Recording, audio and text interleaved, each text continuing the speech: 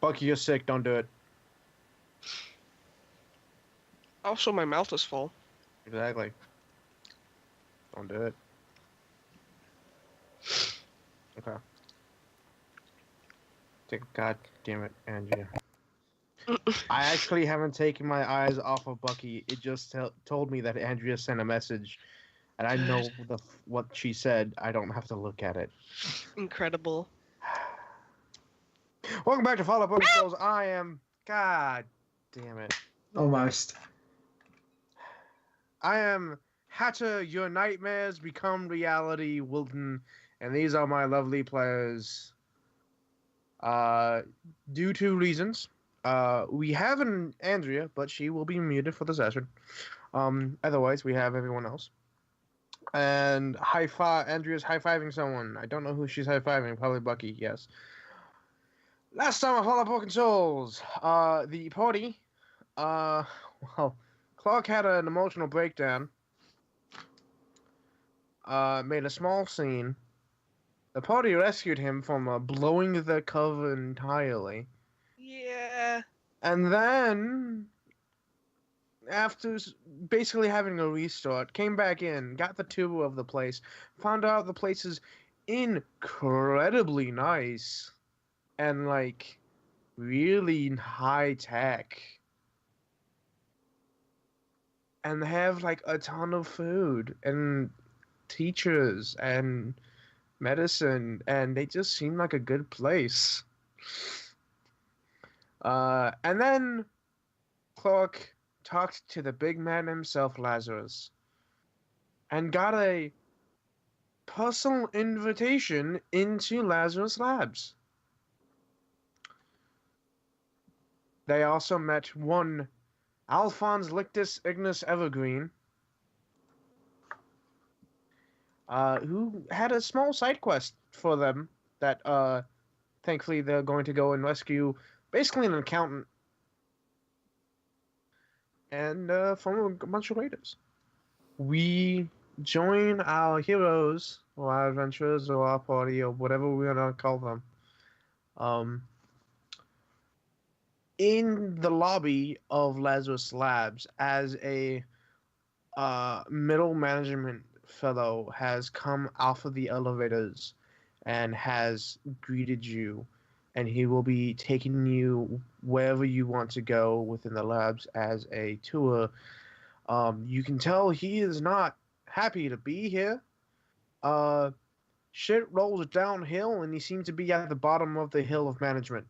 So he kind of got stuck with this job. Poor guy. So he gets you all on the elevator, and, well, not all of you. He gets Clark, Threnody, and Claire on the elevator because Oswin and Pulse are keeping an eye out outside the Lazarus Labs. Gotta split the party. Anyway. Who has any engineering of the three of you? My guess would be Claire. I mean, what do I have? What skill is that? Engineering. I mean... construction. Sorry. What skill, construction. Though? Okay. No. My bad. Meh. Yeah. Yeah, that would be me. I mean, that would be Pulse. Pulse isn't here, so that would be me. Yeah, sorry, Ellen, you're not here. So what is yours, Claire? 3? Oh. Well, that's pretty good, isn't it? Yeah, it is pretty good, actually. So I mean, I'm gonna need you to make me a roll. Without bonuses. Yeah. Make me a roll.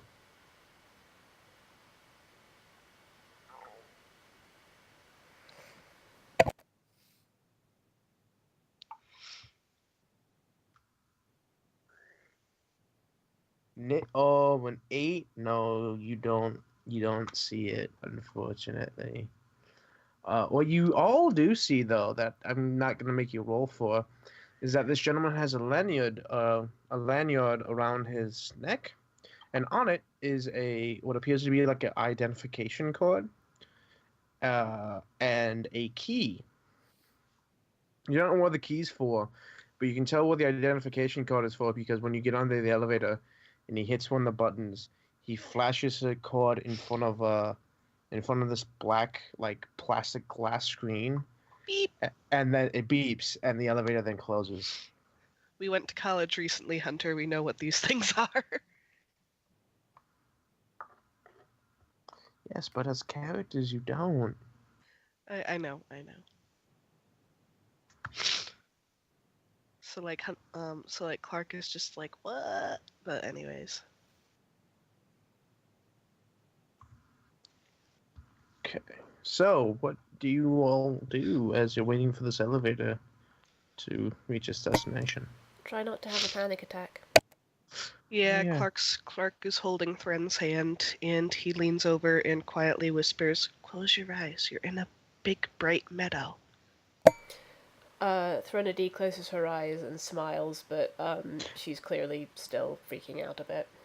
It is actually quite bright, and the stomach churning sensation that you normally have isn't nearly as strong as it should be.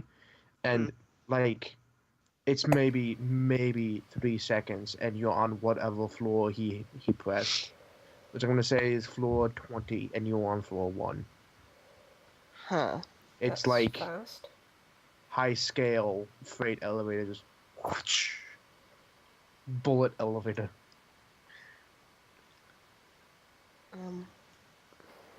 Clark, as the doors open, excuse me, he's like, is the elevator safe? I mean, that seems awfully fast. Perfectly safe. Interesting. He steps Threnody out. is not paying attention. She is the first out of the elevator. You actually enter what appears to be kind of a wide hallway. That's like probably 15 Eyes of the Beast with Axel. Okay, so Oswin can see all of this as well. Good. So you're probably in a 15-foot hallway that goes left and right. It doesn't go forward. It's left and right, and on either end of that hallway is big glass doors that look like the entrances to labs. You can actually see past them and into large labs. And he goes over. Without even really thinking, he just goes over to the right and he just heads through the door. And he doesn't even check to make sure you're all following. I mean, we follow. Mm-hmm. And he opens up the door, and you find several scientists in lab coats, just kind of doing the thing, doing research, studying stuffs. And aside from the lab coats, they don't seem to be wearing any kind of like uniform or anything. They seem to be wearing casual clothes underneath. And for those of you with any form of science or medical points, you immediately know that you have no idea what half these machines are.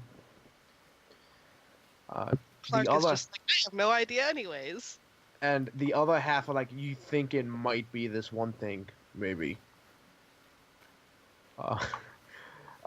In fact, he gestures for you to take a step into the lab. Does so? We go in. The tables are full of like big machines and there's big solitary standing machines. And actually you're like near one of them when a woman with like dark auburn hair, and she has kind of like a tank top that shows off a midriff underneath the lab coat. She rushes by. She's got her hair up in like a messy bun, like she's didn't really bother making it look nice, and goes, "You're in my way," and like pushes past you to this big, really big machine that she just slides in like a cylinder into, and then puts on this helmet, and is apparently looking at something. And then, as that's happening, another scientist comes over with like his hands in his pockets, and he goes, "Sorry about that. How can I help you? Hi. We're just looking around, getting a lay of the land. Lazarus very kindly extended us an invitation to take a look. He raises his eyebrows, looks over at your handler, he nods, and he's like, okay. Is that Oh. unusual in any way? We don't usually get requests and or demands from the big man himself unless it's something important. Well, he seemed to just be talking to people. Oh yeah, Uh, he talks to people all the time. Clark, sorry, this is a bit silly, but Clark kind of brightens, looks like a giddy small child. Like, this is him still acting, of course. And he looks over at Thren and he goes, "Did you hear that, Harm? We're important." or we just caught him in a very good mood. He's always in a good mood. Well, So I we're guess important. I would have thought that running this facility might be quite stressful. Probably, but I mean, basically run ourselves. Yes, I'm. you do seem very self-sufficient. He kind of so. Question: have you ever seen the arcade machines where you like there's this big helmet that comes down, you put it on, and then you can swivel around in it? I am not familiar with that. Okay. Really? Yeah, it's like this. Imagine a big like arcade machine with a metal arm sticking out of it, with like a pilot's helmet attached to it, and you lower it over your head. Um, that's what this woman looks like she's wearing, and she's like swiveling back and forth, like looking at stuff. That you cannot like whatever she's looking at, you don't see. She's got like a visor over her eyes, and she's looking at things, and then she's starting to hit like buttons on the machine about to do things. The scientist with you kind of motions for you to kind of step away from her and not bother her, and he's like, let's go this way, and he leads you off to a section that doesn't have as much equipment that doesn't appear to be used. Okay. He holds out a hand to Clark, because you seem to be kind of the more upfront. Talkative. Yeah, talkative. Faraday. And he shakes your hand. Oh, That's Ralph's surname. How dare? what did I say he was going by? It was Andy Robinson. Andy Robinson, that's it. I love that. I just that slow motion of like he's about to shake your hand. It's like, shit, what was the name? What was the name? Shit, what was my name? Andy Robinson. Well, Clark just used it a few minutes ago. I used it a week ago, so Yeah. Clark remembers. yeah. Clark shakes his hand and he's like, "Andy Robinson." Dally remembers because it's very similar to the actor who plays Garrick in Deep Space Nine. See, I basically just said like, all right, Clark's middle name is Andrew, Andy, and yeah. Yep, I was totally right. His name is Andrew Robinson. Yeah. Guy who plays Garrick. Anyway. He shakes your hand and he goes, well, in this department, and he kind of looks around. There's like 4 or 5 people in here, including him, and he's like, oh, well, we study genetics, specifically mutations. Oh, really? Yes, it's a very interesting field. In order to do what exactly? To Well, go ahead. Well, generally around Lazarus Labs, the more you know, the better everything is. Perhaps. Is it for treating any genetic disorders at all, or? Well, that is certainly something that we hope to be able to do eventually, but before we can treat genetic disorders, we have to be able to research and understand them. Genomes are incredibly complicated things. Okay, Threnody is going to do something a bit risky here. And she puts her head on one side and says, oh, have you been doing any research on, well, I don't actually know if it's genetic or not, but there's a virus that's been going through the wasteland, affecting people, making them very bloodthirsty, almost animalistic. I had been wondering if that was genetic. If it is, it's not in our department. I'm the head of this department, so I would know everything that everyone's researching. But if it is Do a you have an virus, it's immunology department? we do actually, young man, we do. So Oh. if it's anywhere, it'd definitely be in that department. Excellent. We've been quite concerned about the Raider virus, I believe it's called colloquially. Really? Okay. Well, I'm not sure what our department hasn't named it yet. Rolling insight. Yeah, Okay. does this guy know? He probably doesn't, but it's worth checking. Seems to be telling the truth. He doesn't seem to know anything about it, but if anyone does, it's Immunology. it's the deadly diseases department. It's their answer to Teddy's group. Um, and he goes, yes. So we are studying genetic mutations, mostly in animals for the moment. Human testing is beyond our forte at the moment. And But unethical. fair enough. Fair enough. Well, human testing is necessary at a certain point, but only when we make sure it's completely safe for human testing. Of course. I'm sure Mr. Lazarus wouldn't want anyone to get hurt. Of course. Currently, that gentleman over there, I believe, is currently researching a genetic mutation we found at some point in ants that seems to, when activated, it very complicated processes, but when activated, allows them to spew fire. Oh. Oh, that's cool. Fire ants. Yeah. Out of character. That's Yes. Out of character, that's basically what the scientists in Fallout 3 did, was he activated genetic stuffs and made them into fire It's like ants. he was So trying they to went, he was trying to make them smaller. What he did was make them breathe fire. That is not better, An man. accident. that is the opposite of what you want to do. These scientists went, this is a weird inactive gene. What does that do? Click.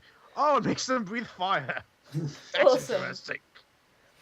Yeah, Clark Huh. just kind of blinks. At least He these goes- guys have a facility and aren't just one guy working out of a shack who then gets the entire town wiped out. Except for that Spoilers. little kid. Except for that one Oh, kid, yeah. Except for that kid. Oh. It's okay, we saved him, we took him back to his aunt. Unless you're Cousin. evil karma. I mean, what? Okay, if you were doing the right thing, you took him back to his cousin in Rivet City. Yeah. Yeah. I remember I accidentally had a bounty on in Rivet City. So when I brought him to Rivet City, they started attacking me. And he got hit in the crossfire. No! I don't know who killed him. I was so Wait, sorry. I How did you- immediately I immediately reloaded the save. How did you get Do a you have mods? bounty? Because kids can't normally die. Mods.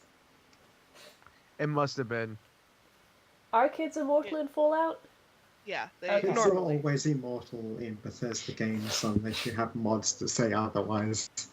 The only exception I can think of is when you can eat the baby in the pit. Fucking hell. I can't believe that's a legitimate choice with the cannibal perk. That's ridiculous. I know, like, It's like, what the... neither of you get the baby. I eat the baby. Ham, nom, nom. Eat the baby. Eat the fucking baby. Someone would notice you and stop you. You can't just eat her in one bite. Anyway. Fallout is a silly Didn't game. try hard enough. Silly He actually leads you over to like a wall that is just basically a large pane of glass that you can tell like two of them are actually doors, and beyond that wall is like a security checkpoint, and then beyond that are like cages with animals in them. They're not like a small cage for a small animal. They're like big cages that allows the creature to move around a bit. They have like a two-headed Brahmin, a fire ant, a couple radroaches, things like that. They also have lots of food. Like they've definitely been taken care of. Threnody is still not entirely sure how Oswin will react to this. I'm sorry, I need to go to the bathroom. I know it's bad timing, but oh Don't dear. On you go. We're back. When you gotta go, you gotta go. Oswin just like charges through the entire facility. These are all climbs mine up the now. elevator shaft. No and gets testing on into- animus.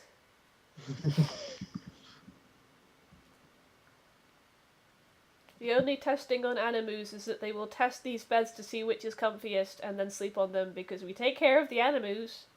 Well, he'd be like, well, we're trying to determine why Brahmin have two heads.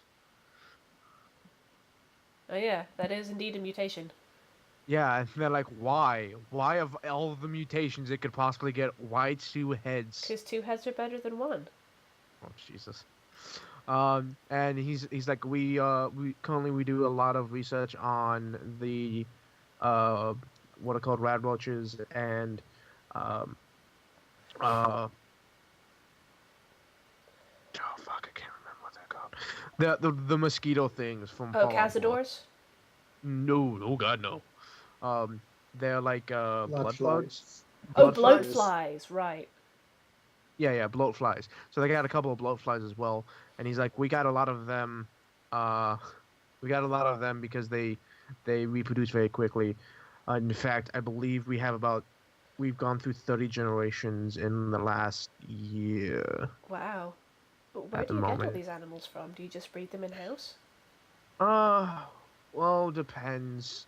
Getting them from outside is a good one because then they're untampered, but having a cleaner slate to look at certain mutations is always a better option too, Well, because the we can control sample.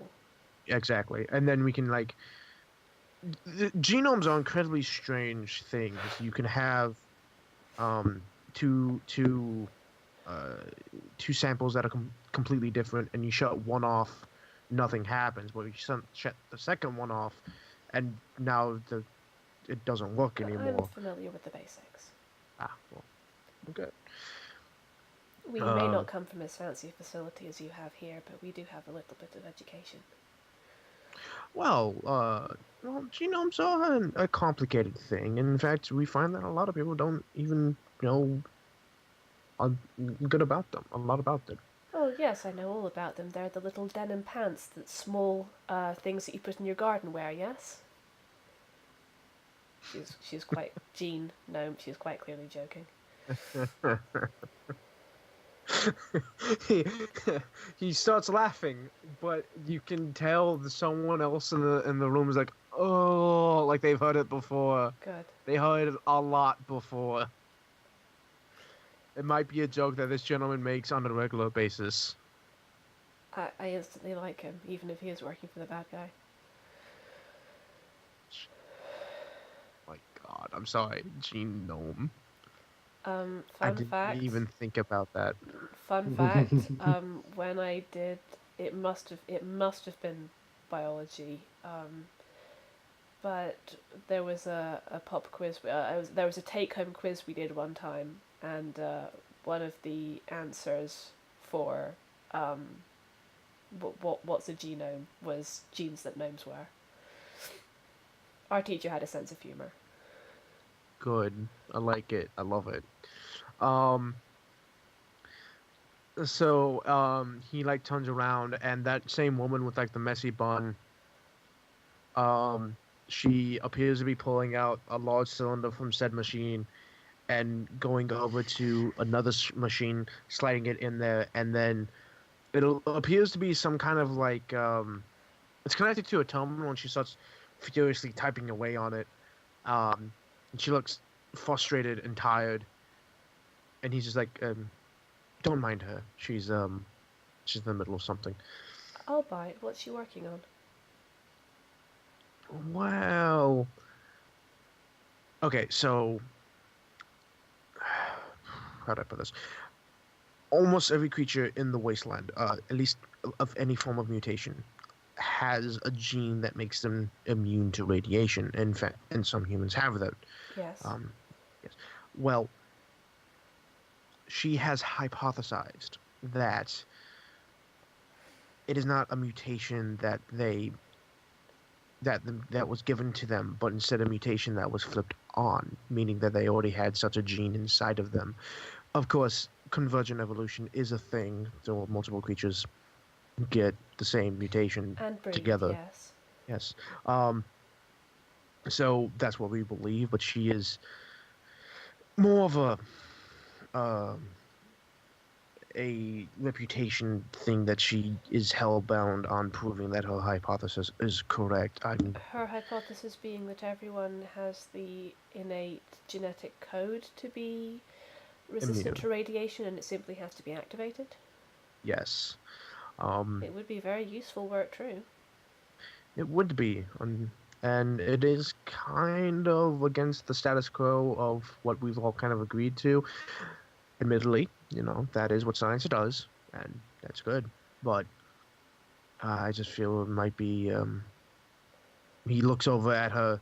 It's like a little bit of a waste of time. But if it yields any results at all, it'll be for the better, certainly. Well, if nothing else, if All right, it did turns I out... miss anything? Uh, sorry, can I just finish what I was saying? Hi. Did I miss anything? Bucky, can you hear me? Yeah. Oh, yeah, I was just saying, can I just finish what I was... Oh, sorry. I I didn't hear that part. Shit. No, I've forgotten. Yeah, Oh what... no. Sorry, what did, I'm sorry. what did Bucky miss? Bucky missed seeing a bunch of animals in cages being taken care of. They use a lot of the insects because they breed very quickly, go through a lot of generations. The lady who seems to be flustered has a hypothesis that everyone has the innate gene to be immune to radiation. It's just not active. And the general status quo that everyone else agrees is that it's a mutation that they co-evolved into to survive. So, Oh, I remember what I was going to say now. I mean, even if it doesn't yield any results, if you can definitely nix the theory, then even that's learning something.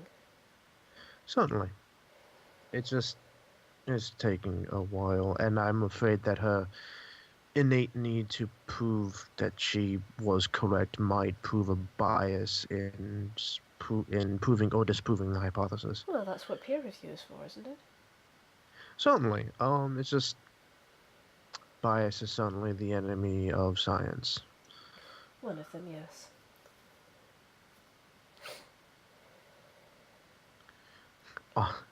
Oswin's stealth is 0.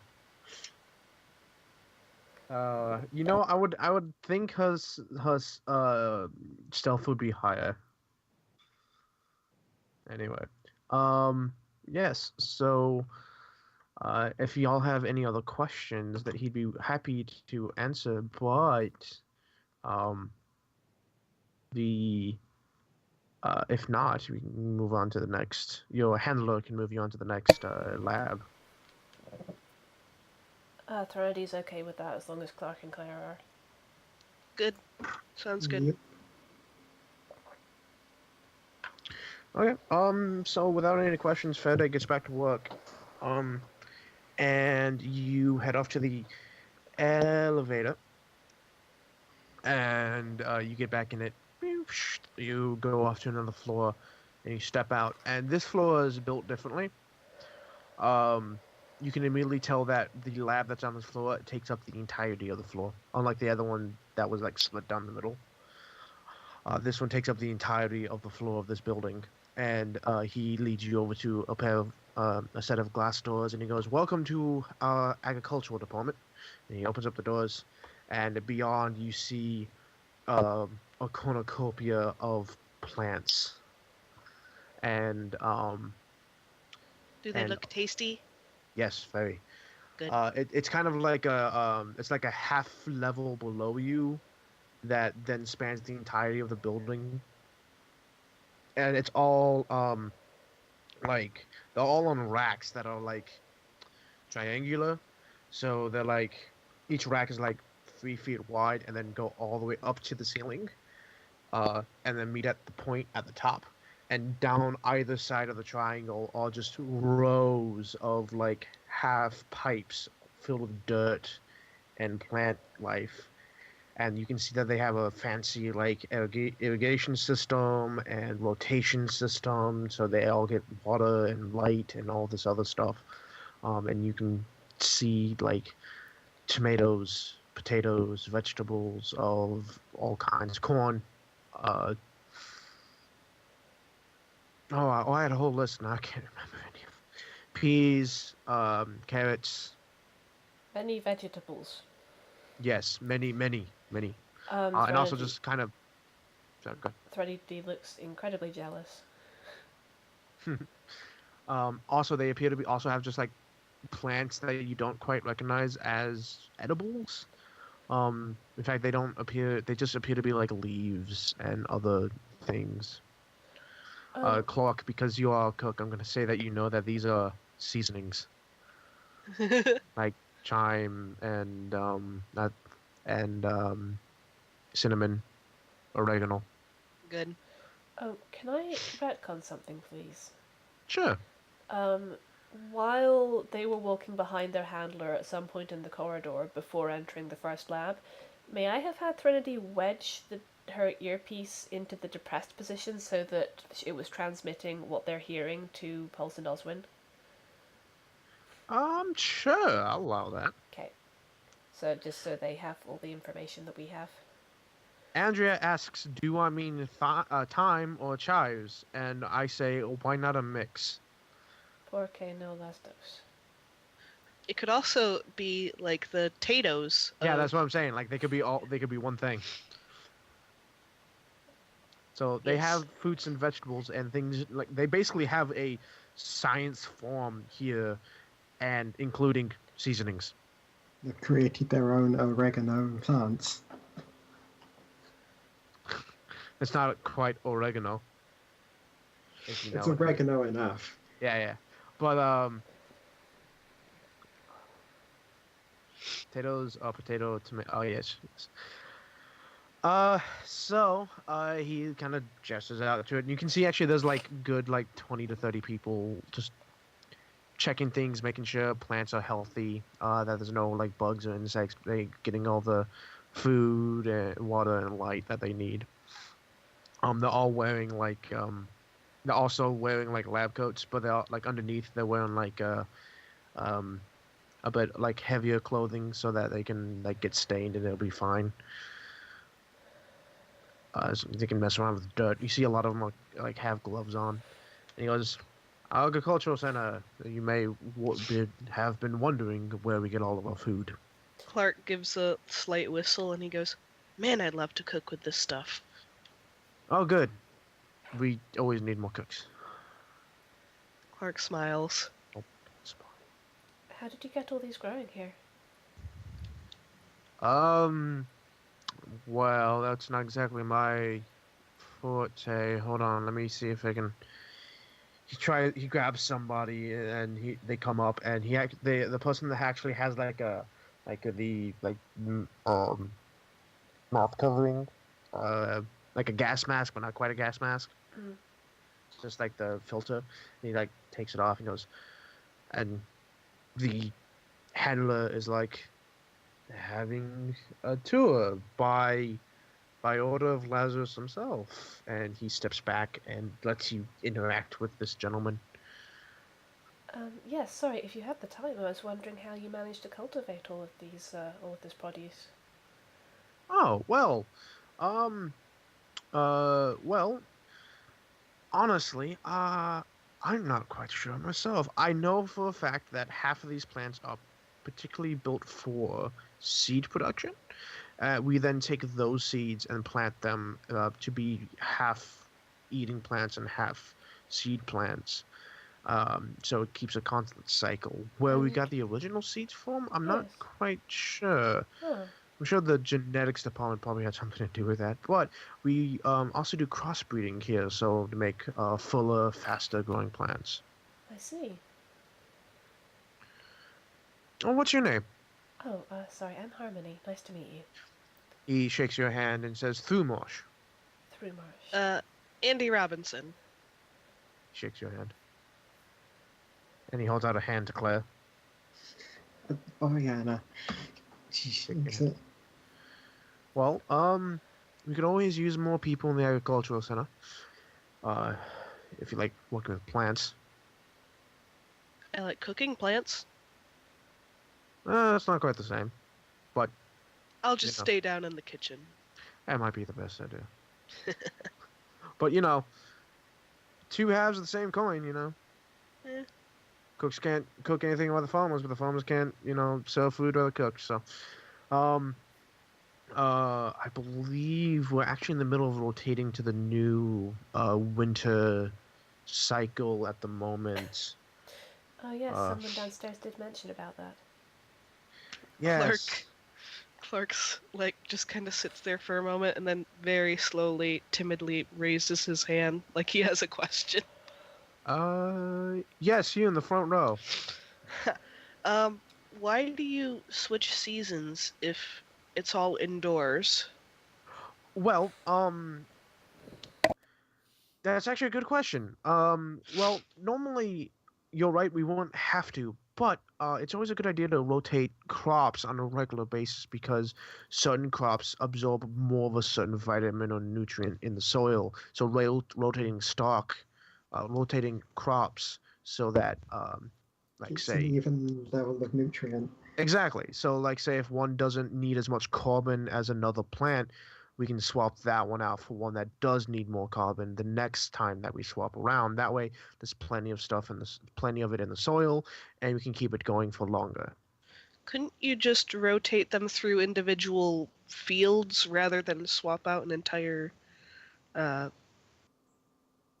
sorry. No. It's a completely valid question. The issue is that this is unirradiated dirt. Most of the dirt outside Lazarus Labs can't grow a lot of food. They mutate the soil, they mutate the plants, and they cause them to be, um, well, not as good as they could be. All the soil is completely non-irradiated and quite healthy.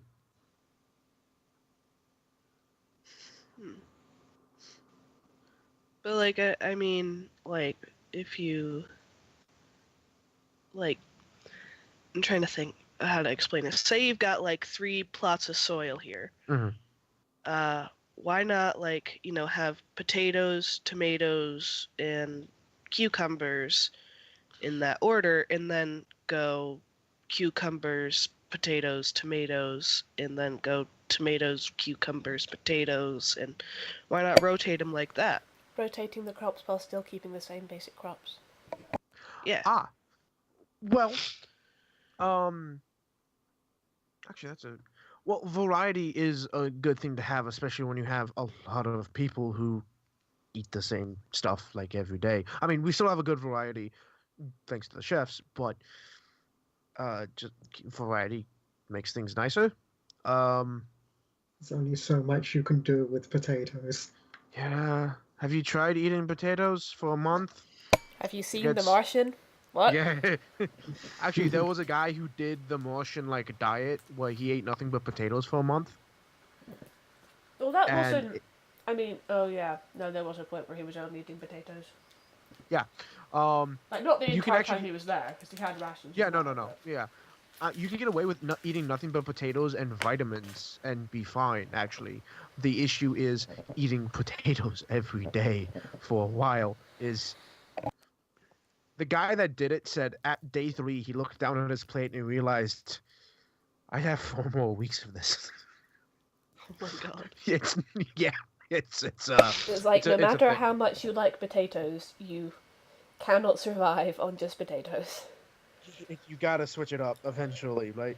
Well, I So mean, he's like- if you eat nothing but any of one kind of food, like I think there used to be in some place there was there were a lot of rabbits abundant in the British countryside, so a lot of people would eat just rabbit, and they died from it because they didn't eat anything else. It's like, yeah, you need nutrients from a variety of food. Yeah. He also goes, and sometimes watermelon's just a good treat to have. So we swapped that out. Also, he looks around a little bit. he looks at the handler and he goes, "Yeah, fuck it." We also trying to get like a schedule a scheduled yearly rotation of crops going because eventually we would like to be able to move beyond an indoor garden. Uh, so being able already knowing the rotation schedule of plants seasonally will not only help us keep things straight on the outside, but also everyone else that eats because then people will be already used to the cycle. Well, either way, I'll cook it. Good man. I'll cook whatever you send out. He looks out. You have any other questions? I think I'm all set. What do you think, Harmony? Well, I was just wondering, has this been in operation ever since, I heard that Lazarus Laboratories was a pre-war operation. Has this been the case since before the bombs fell? Oh, I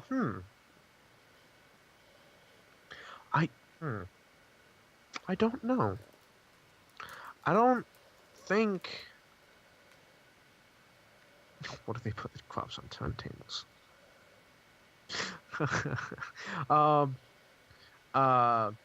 Yeah. He's like I don't know. I don't think they would have. This is a kind of a strange way to have it set up, even if it was pre-war. Oh, yes, no, I suppose I'm just wondering if you don't know where the original seeds are from. Perhaps they started cultivating in pre-war. Well, I do know that Lazarus often plans things far in advance. It's quite possible that he had a collection of seeds just prepared and waiting. You know, better to have it not needed than need it not have it. So Absolutely. he has a seed bank. Yes. Preparing for the worst and all that. Yes. If I remembered correctly, he gave warnings about being careful about how we deal with things pre-war, but you know, I don't even know if Lazarus is the same guy. Well, that would seem highly unlikely. I mean, how would he remain alive for 200 years? Fair enough. I mean, he definitely doesn't look like a ghoul. I mean, this is a science facility. You never know what someone's found out. Good point, though. Genetic mutations might had something on there. She's just standing there resisting the urge to just go magic. It's like, must stay in character. Wait, time. Have you been watching gameplay for Prey? Yes. There's a moment in there where they're discussing how the things in Prey do what they do, and they're like dimensional for magic. Yeah, like dimensional portal, structural, cellular reconstruction of the molecules. I can't remember the third one, and then 4. They go after months of research. I'm going with this 4th option, magic, because they had no idea. Just magic. So. Yeah. If you don't have any other questions, he'll shake your hands again and then get back to work. All right. The handler goes, okay, so what's left that I could show you that you might be interested in? How we could either do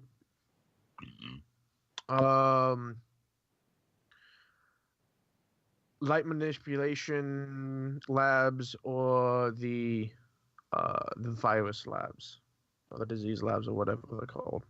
Virology. Yes, that. Well, we're getting to all of them sooner or later, so.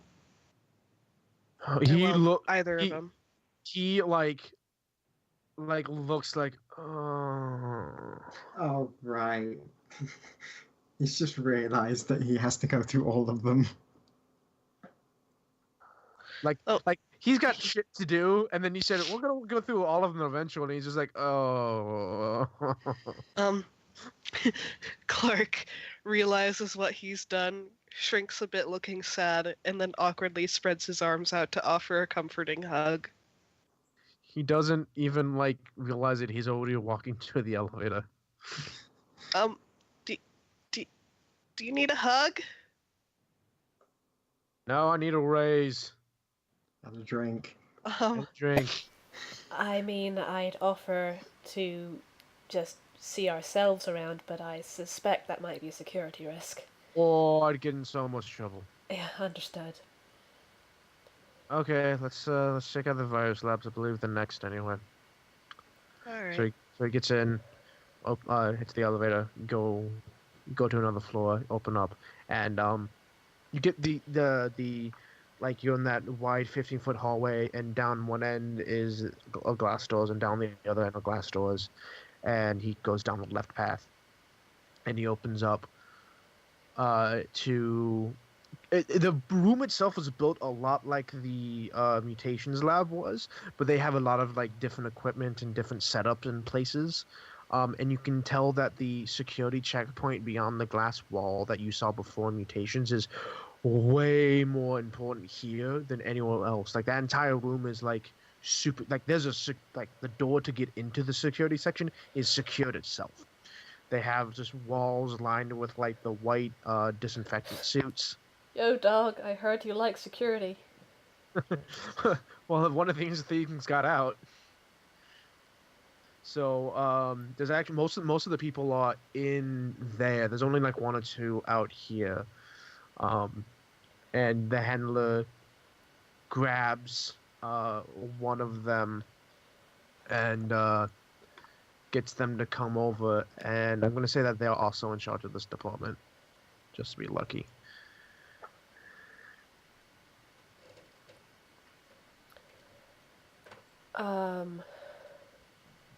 Awkward wave. They hold out their hand. Dr. Lovehog. Harmony, this is Andy and Oriana. Might not be best to shake my hand. Understood. Fair. Tour? They look over at the handler, he nods. Okay. Yes, So... believe me, we're surprised too. We get the impression that Mr. Lazarus doesn't usually hand out tours to people who stop by like this. Clark Not looks usually. Clark looks slightly giddy and he goes, "He likes me." He likes most people. Well, you are very likable, Andy. Reminds me of my granddad. Anyway, welcome to the biology department where we study viruses and diseases. Yes, Unfortunately, presumably to work on cures, I take it. of course. The other issue, of course. Insight. Yes, go ahead. Can I roll too? Sure. Hope Harmony rolls better. Harmony yeah. does. Oh. Yeah, no, they seem to be telling the truth. Right. Like, the general purpose is to eventually find a cure. So they're like, yes, finding a cure is the ultimate end goal for all the experimentations. Unfortunately, it's quite a hard feat. When the bombs dropped, it killed off most of the weaker viruses, of course, killed off quite a lot, which gave room for the stronger viruses to thrive. And then, of course, radiation, as viruses or organisms like anything else, they mutated.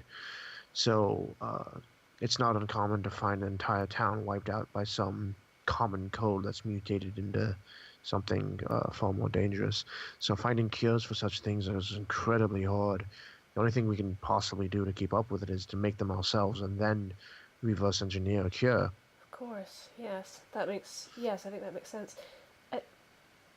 You haven't... I was mentioning this to one of your colleagues in the genetics department. Have you heard of... have you been working on the... what did I say it was called? It is called the Raider virus. Most people know it as that, don't they? Are you believe familiar? so, yeah. Yeah, are you familiar with that? One moment.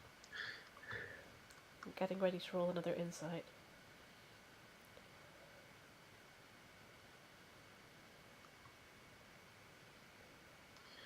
Ah, yes.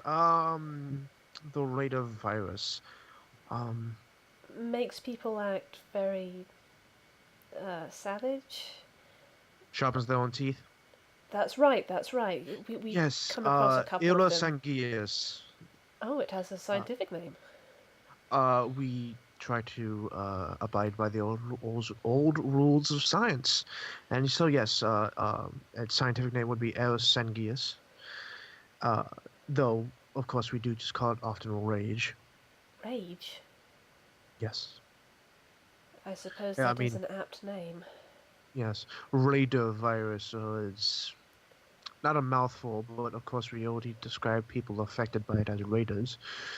But of So course calling it raider, it doesn't just affect raiders, of course. It's just that of course. people who are affected by it become more bloodlustful like raiders.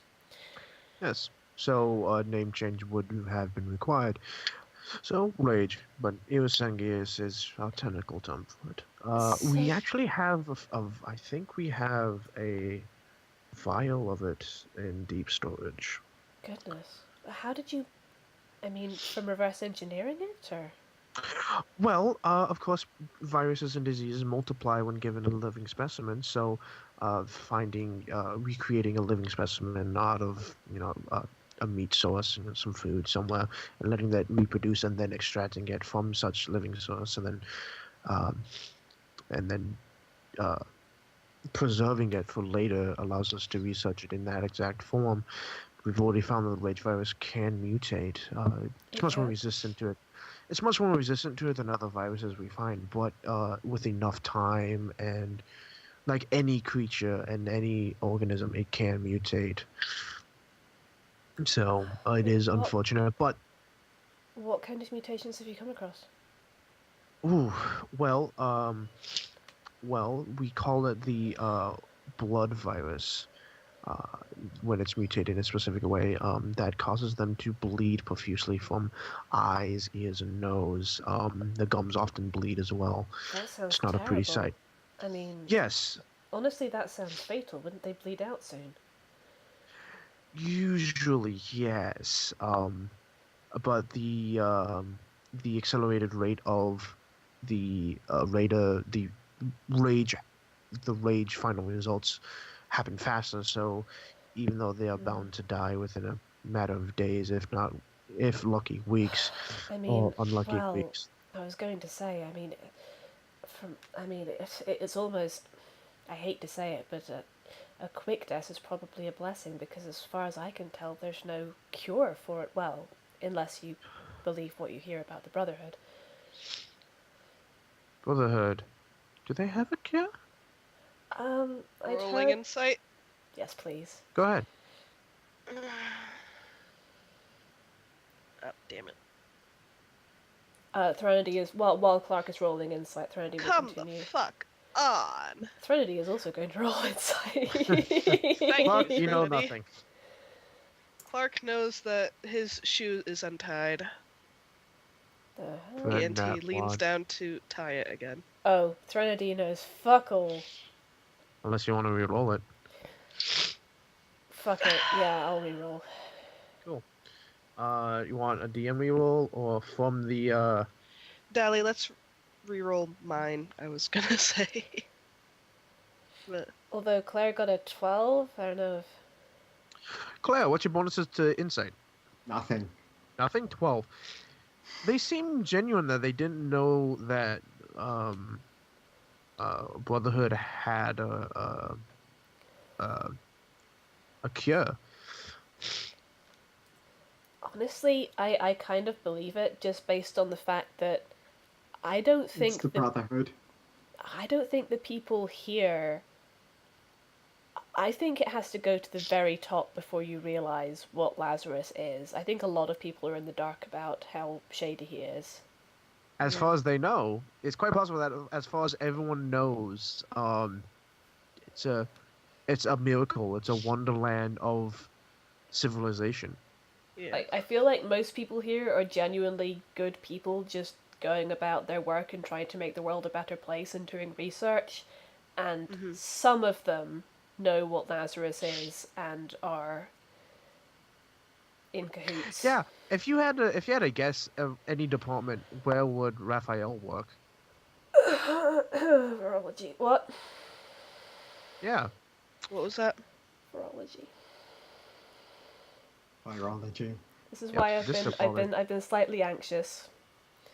And you don't see anything that would indicate. I mean, there's a bunch of people in the super secure room that have like the full suit on, so you wouldn't be able to tell who they are. But you don't see any, you don't see anything that would indicate he's here. Yeah, she is keeping an eye out, but yeah. I mean, you could ask. That's a risky move. I am not showing my hand. That is asking. I am pushing it. Just even mentioning the Brotherhood and the Rage virus. Speaking of, yeah, Threnody is just kind of continuing what she was saying.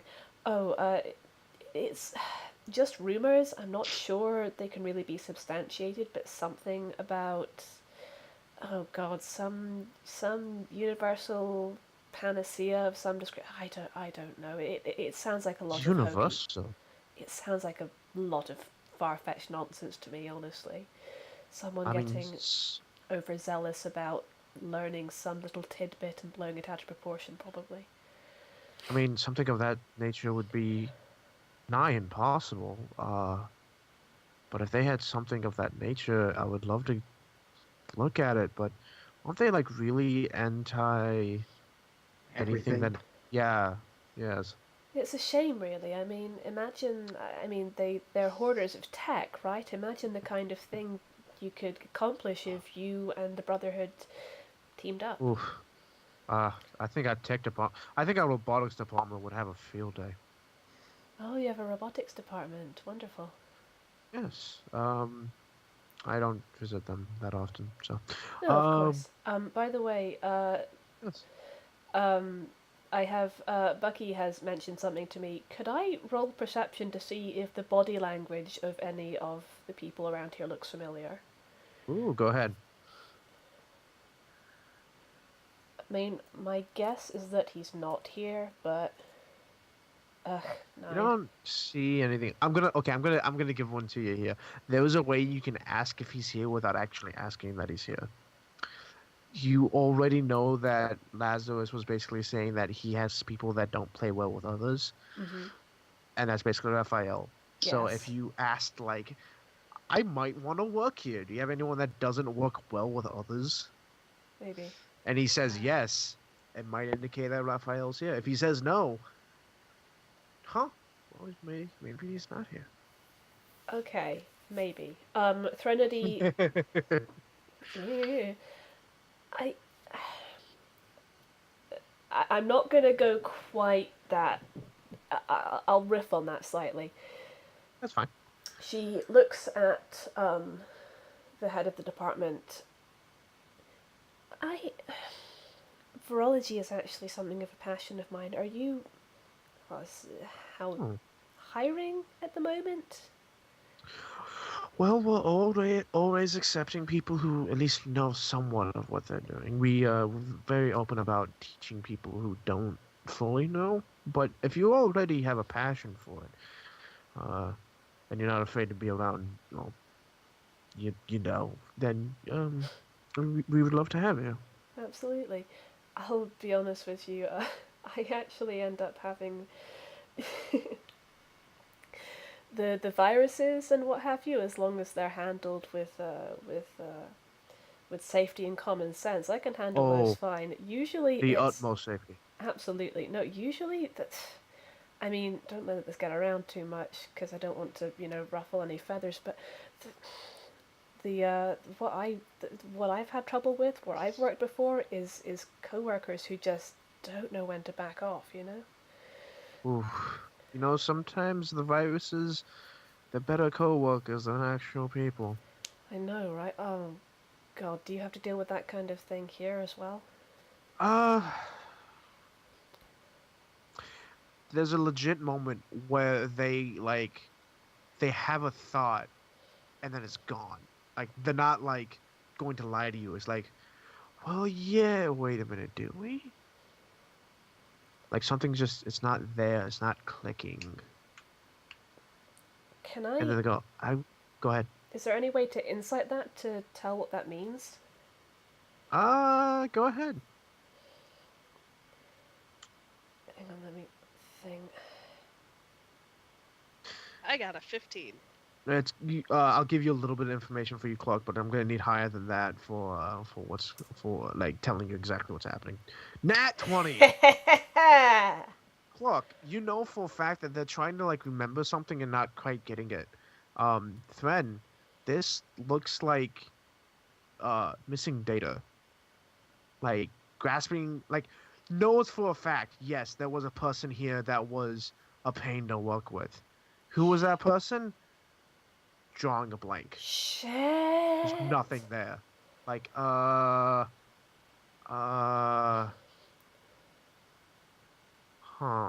Threnodi's like her face betrays almost nothing, but she gives a meaningful glance to. She kind of glances at Claire, glances at Clark, and you can tell in her eyes, oh shit. Eventually they reply, I want to say yes, but I can't recall anyone in particular. Oh, I'm sure you have a lot of turnover, perhaps? Yes, on occasion. Transferring is a horrendous deal, but it does happen. Quite frequent. As hard as it is to do, it happens on a relatively frequent basis because people like to come and volunteer and then realize it's not what they wanted, and then they want to go somewhere else. Yes, I suppose. But it is a hassle. No, I can imagine. Wow, I think I think you've covered everything I had to ask. Andy, Oriana, did either Roll of perception. Can I roll 2? Sure. All of you in the room can roll perception. Alrighty. 16? Oh boy, we have Claire. 17. Holy shit. 21. Good. Claire got Like this. wow. Like not only did you get good, you rolled on that 19. So you all will see it eventually. The first person to see it is Claire. Like beyond this initial beyond the security, like the initial like virus studying area, there are several doors leading off in different directions, and one door opens and someone is pushing a gurney out of it, and there's a person strapped down to it, and they seem to be completely unconscious. You immediately see that they're there, they're alive, but they're unconscious, and they're being pushed by someone in the clean suit. They're being pushed, and it looks like everything's going to be fine, and then another person walks by holding like a petri dish, and the person on the gurney jumps up, grabs them, and starts shaking them violently. And you see that this person's being partially held down by like leather straps around their hands and ankles, but they do get a hold of like the person's like sleeve and like starts tugging on him or her, starts tugging on them with incredible force, and keeps trying to like pull this person over on top of him. And this is at point you two see this, is that She this just struggle is happening. Points at it and goes, you may want to take care of that. The director turns around and looks at it and goes, suit up sequence, it takes about 10 minutes. By the time I got in there, whatever happens. Or get someone to... Is they going to be okay? Oh yeah, no, like everyone in the room is coming over to help. Like there's like 10 people in here, and they all pin this guy down to the gunny. They strap the leather down even worse. He's starting to foam at the mouth. What the hell is happening to him?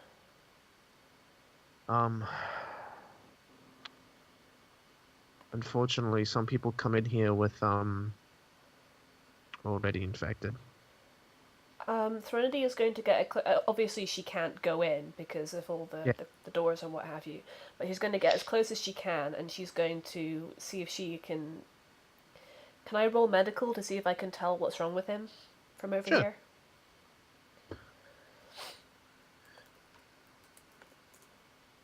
27. 27. He He looks to be in late stages, like before full on. He seems to be late stage radiovirus. Clark, when Threnody goes up to look, he's gonna sidle up next to her. This guy is also clearly a wasteliner. Like he hasn't, like everyone here has been cleaned up. Even being here yourself, you're kind of a, you know, the dirt's kind of falling off. There's nothing like really replacing it, so you look a little bit cleaner. This guy looks straight like he just walked out of the wasteland. It looks like he's fresh, brand new. So he's been infected for a while. Shit. Where'd you find him? He came in. He started acting weird. So we had him go over to the medical building. I'm sure you saw it, and then did basic tests and found something in his bloodstream, and so we brought him here. His entire building got a total scrub down, just like a week ago. We're keeping a close eye out on any other signs, but seems that we grabbed this one in the nick of time. Poor thing. Damn it. I only wish we had something we could do for him. Yeah, me too. Clark subtly tries to squeeze Trinity's hand. Squeezes back. That is the nature of what we study, though. We have to remember that these things are, well, they're dangerous. Can't save them all. Yeah. Threnody, being a medic, is looking like she's having unpleasant memories right now. The director also appears to be having unpleasant memories. Fair. Uh, They've seen some shit. Probably, considering that they also have to, again, like they said, make the deadly viruses before the wasteland makes them, so that they can reverse engineer a cure before the wasteland even starts making it. They probably find a lot of really bad things. Yeah. It's not a department for the faint of heart. Very much so. So, yeah, he's like, oh, well, I should get back to it. It was lovely to meet you, Harmony.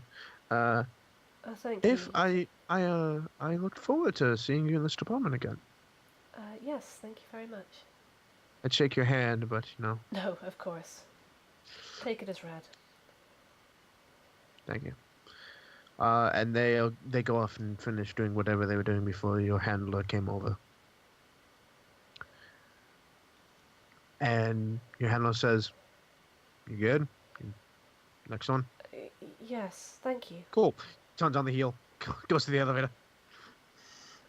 She mutters to the others. Do you ever get the impression he might be in a bit of a hurry? A little bit. This place, maybe. He's got a stack of paperwork this tall and waiting him And back it's in his just getting office. bigger. Yeah.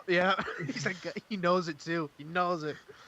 Shit rolls down here. Like Lazarus told y'all gonna show up, and he's like, okay, next person down. Like these people are out here, and they're like, okay, fine. Next person down. These people are allowed in here. Okay, fine. And just all the way down, like the chain of command until it got to this guy. And he's like, cool.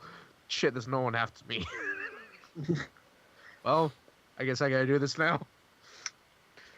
So, he gets you in the elevator. Hits another button. You go up, or down, and you get to another floor. And this one's built just like before.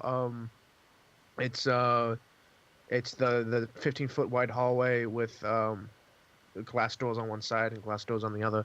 He turns to the right and he heads down it. And he actually gets up to the door, and then he stops and he looks around. And then he turns back to you and goes, "Wait here a moment." And he opens up the door and he steps inside. And go ahead and roll me a perception check. Sorry, but right before we do, I will, but right before that, he's walking away. That leaves the three of us unsupervised with him not in earshot, yes? For a brief moment, like once that door closes, yes, he will not be in earshot. But the perception check is for when he opens the door. Okay.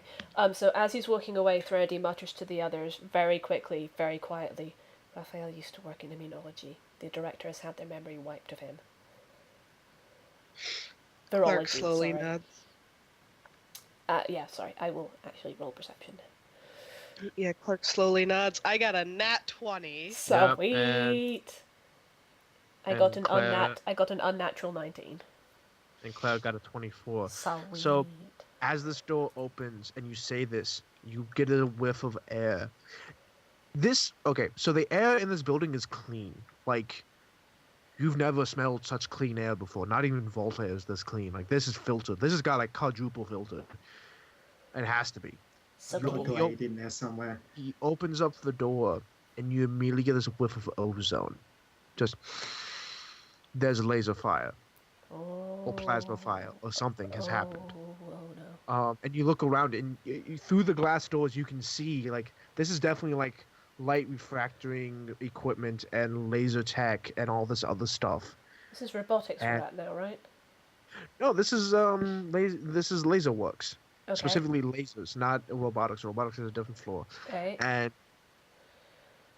you actually also get a whiff of something else. The Nat 20, of course, and the 24. This air isn't as clean as everything else. Like there's ozone and there's like some kind of like particle in the air, dirt or something. It's just kind of floating there once you open the door, and you can see he's like looking around. He seems confused. And you notice probably what he noticed. There's no one in this department. Oh. Like, it's empty. Oh. He looks around. He passes a table and he looks over at it.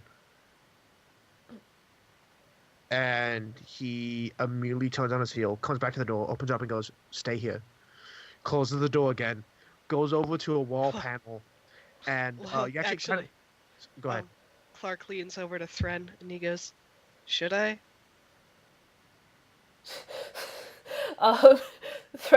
Thren glances at Claire. Should he? No. As you're like questioning this, a red light appears in the hallway and begins to spin. There's no alarm, but it's definitely like something's going on. Clark mutters, "I should." Just be careful, something dangerous happened here. Rolling stealth. Okay, so what are you doing? Like, trying to... He told us to stay here. Clark is going to try to actually, real quick, get a look around. Sneak in. Scope, Like, are you yes. like you're gonna sneak into the brightly lit lab through the glass doors and then try and see what you see? A little Well, bit. when you put it like that, Okay, roll stealth. it's okay. When- Clark is hella stealth. Clark can turn invisible. Stealth doesn't protect you against lasers. Clark can turn invisible. Yes, this is why Threnody is saying be careful. Like, it's 19. like, if he follows the handler, he's probably fine, because if the handler is staying away from the lasers, so will Clark. So you roll 19. Of course, I'm gonna give you penalties because you're in a brightly lit area and there's no real like good location to hide in. But 19, that's not bad. You get up to the glass door. Do you open the glass door? A little bit. Like, just to see if he can hear anything, see, smell. Hinges seem fine, so it doesn't squeak or anything. When you open the door, you get another whiff of ozone, and then yeah, there's something in the air here. Dust, maybe. Like maybe the maid didn't clean, which seems weird. Yeah, something's off here. I'm debating. Right. Since you're at the door, you can see the handler now. He's over at the wall, and there's an intercom there with like a big red button, and a bunch of like dials and buttons beneath it, like a number pad. And he's hit the red button, and he's holding like the call button, and he goes, "Yeah, we have a situation here in the light refractor labs. We need people now, like clear this floor." And I know what happened, but and someone like, "Yeah, I got some people here getting a tour. I'll keep them in the hallway." And he turns.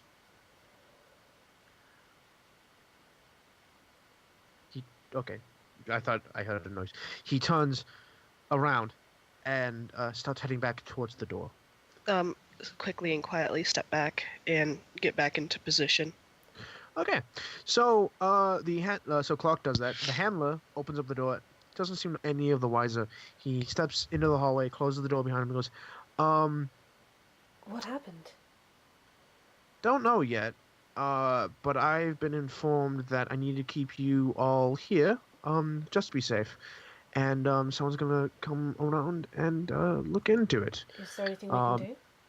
Well, at this point, he's moving so that if you want to talk with him, you actually have to turn around so you're no longer looking into the lab.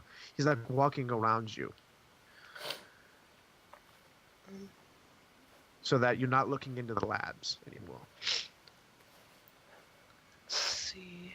Let me think a second. In response to, is there anything we can do? He's like, well, not specifically. I've been given specific instructions to make sure that, that you stay here, for the moment until someone comes to take your statement. Statement? You hear they want to know what you saw and heard or whatever. I suppose so, but I think we just saw what you saw. At which point the elevator door opens and like a platoon of guards step out. And they like move around you and go to the glass doors, and they basically do a breach and clear where they swing the doors open and they all go in, guns drawn, looking around, and they clear the entire lab. Threnody just observes. Oh my god, Ellen. Someone's going to come around and kill us all. I'm not too expendable, but I've been informed that your deaths are worth it. Yeah, they're gonna send someone to kill all of them. Just a big blast, to be sure. Just a grenade. Just... Well, that's all well and good, but you won't have all of us because we split the party. Yeah, so they just blow up the whole floor. Just the floor, not the building. So, they breach and clear. They also appear to be delivering some kind of message, and so you have a minute. You have a minute or so here before the next thing happens. Is there anything you want to do? I'm thinking. Thren is watching what the security squad are doing. They're basically clearing the area. They're making sure there's like no threats in the area. Yep. Oh, you do see one thing. Behind the table that the handler like saw and then immediately went back to the door, back to you. One of the guards goes over to it and kneels down. He's there for a second. He stands back up so you can see him, turns to the guy next to him, shakes his head. Can I deduce what that means? Roll insight. It's going to be kind of hard because it's very vague. Fair enough. That fucking 20! Someone's dead. Yeah, no. Oh, I mean, wow. I knew that. Kneel down, checked pulse, nothing. Got back up. He didn't make it, Jim. Somebody got lasered. In which case, Threnody... I'm not even going to bother rolling. Threnody is just going to glance to Clark to see if he figured it out. Yeah.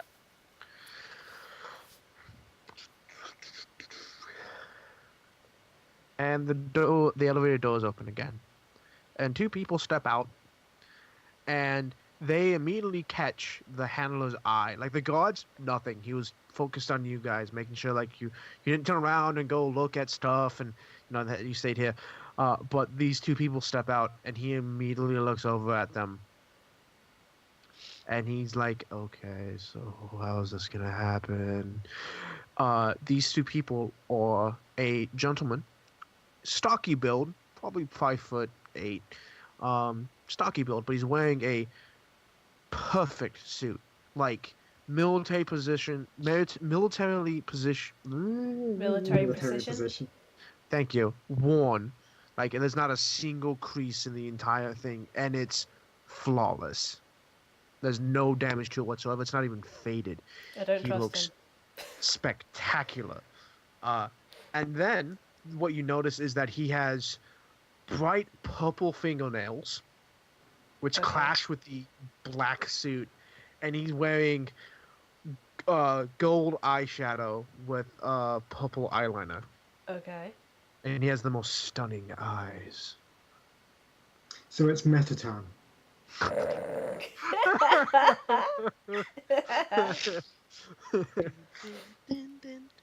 Who's the person with him? The person with him, um, at first almost looks like another scientist until you take a second look, because they're wearing like uh, a lab coat that goes all the way down to their ankles, but it's pitch black, and she seems to have like really baggy pants, Okay. and instead of wearing a shirt, she seems to have bandaged the entirety of her upper chest, Well, that's not good for you. like you wear like bandages. Uh-huh. Like she got seriously wounded and she's been bandaged up. Okay. She has both of her hands in her pockets, but she looks over at you and she immediately sizes all of you up. Like, not a threat, not a threat, not a threat. Okay. She turns around and goes to More the fool glass her. doors. I can dream. goes to the glass doors and enters the lab. The gentleman, on the other hand, comes over to you. Sir? And he nods, holds out his hand to shake. Threnody shakes. Toa. Harmony. So, what do you say? Toa, Tower? A harmony. I'd say... I need you to make me a will save. Oh, God, but why? He's like staring intently into your eyes, and it's almost like staring into the stars. What did you roll? 50? That's a pass? Yeah, that is a pass, just. Ooh. So you definitely like feel something like you don't want to look away, but you blink and look away, and you're able to like not be affected by him, but he definitely like was doing something. When you pull away from him, he looks at the Claire and Clark, and he's like, "And you two." I'm Andy Robinson. Do we have to roll too? I was going to No. say, Thren is going to quickly turn around and just... she's just... How to do this without him noticing? Turns around to face the others, and just a very slight shake of the head.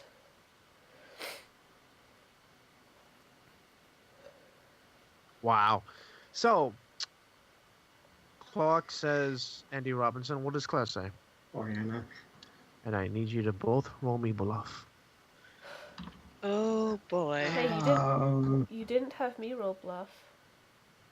Oh, did you say harmony? I must have missed that. Roll bluff. You know what? I rolled 21 on both of them. I might as well take it. Alright, let's see. Let me double check. I don't think I'm going to pass that, but... Are you fucking kidding me? Oh. What the fuck? Oh, the DC was a 21. Okay, yeah, he knows we're all lying now. Oh god. Like, there's no point in re-rolling. We all failed. Yeah, unless you all want to re-roll. Which the only way for Claire to pass is if she nat 20s. No, let's just I'm fucking not take gonna this as pass it is. that. Okay. He looks you over. Kind of flutters his eyes a moment. Now, I don't mean to take much of your time. I hear that you're here on the invitation of Lazarus himself. Yes, Yeah. we were very surprised. I guess he liked me. Very lucky. Yes. He's very, definitely looking between the three of you. Yes, She's just very making herself lucky. look very small and unimposing and hiding behind Harmony. Hmm. Which is funny because she's bigger than Thread. Yeah. Sort of not like actually trying to hide, but just sort of standing slightly behind her. So, I don't mean to take up much of your time. So let's get down to it. I'm here to take your statements. When you stepped off the elevator, what did you see? Exactly what we're looking This? at now. This This corridor, room. our handler heading towards the light refraction department. Ah, We went into Okay. the door, looked in there, and then closed it again and told us to stay here. anything of note? Sight, smell, sounds. Um, There was an odd smell, I suppose. It smelled like, It's well, like burn. yeah, it smelled like lasers. Hmm. Okay. And then your handler, he looks over the handler, and the handler just like freezes up, like uh, Uh, He like he's performed. freezing. He acted with. He's. He acted Go with ahead. utmost. He acted with utmost diligence, sir. He made sure that we stayed here where it was safe. He checked out the scene and immediately called for help. Huh. The handler is freezing up, not like he's being looked at by his boss, but like he's being looked at by his boss's boss. oh boy. Fred actually Like looks over so, to him with some concern. so high up the food chain that that Toa's probably never even heard of this guy. this isn't the manager. This is corporate. Yeah, Um, no, yeah, this is corporate. This is like shit. Hold This is on. this is like internal investigations from corporate, kind of like Clark very cheerily and brightly adds on to what Threnody said, and he goes, "In fact, I would say he deserves a raise." Because he said he needed a raise earlier.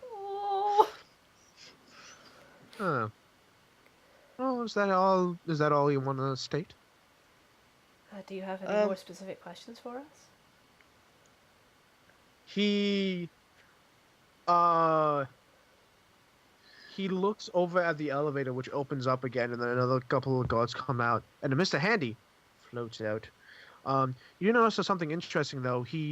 The one eye stalk of the Mr. Handy has been replaced with what appears to be a miniature terminal.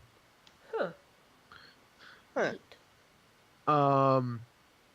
And it floats over to Toa, and one of the guards that he looks more like a tech supervisor instead of like a security guard.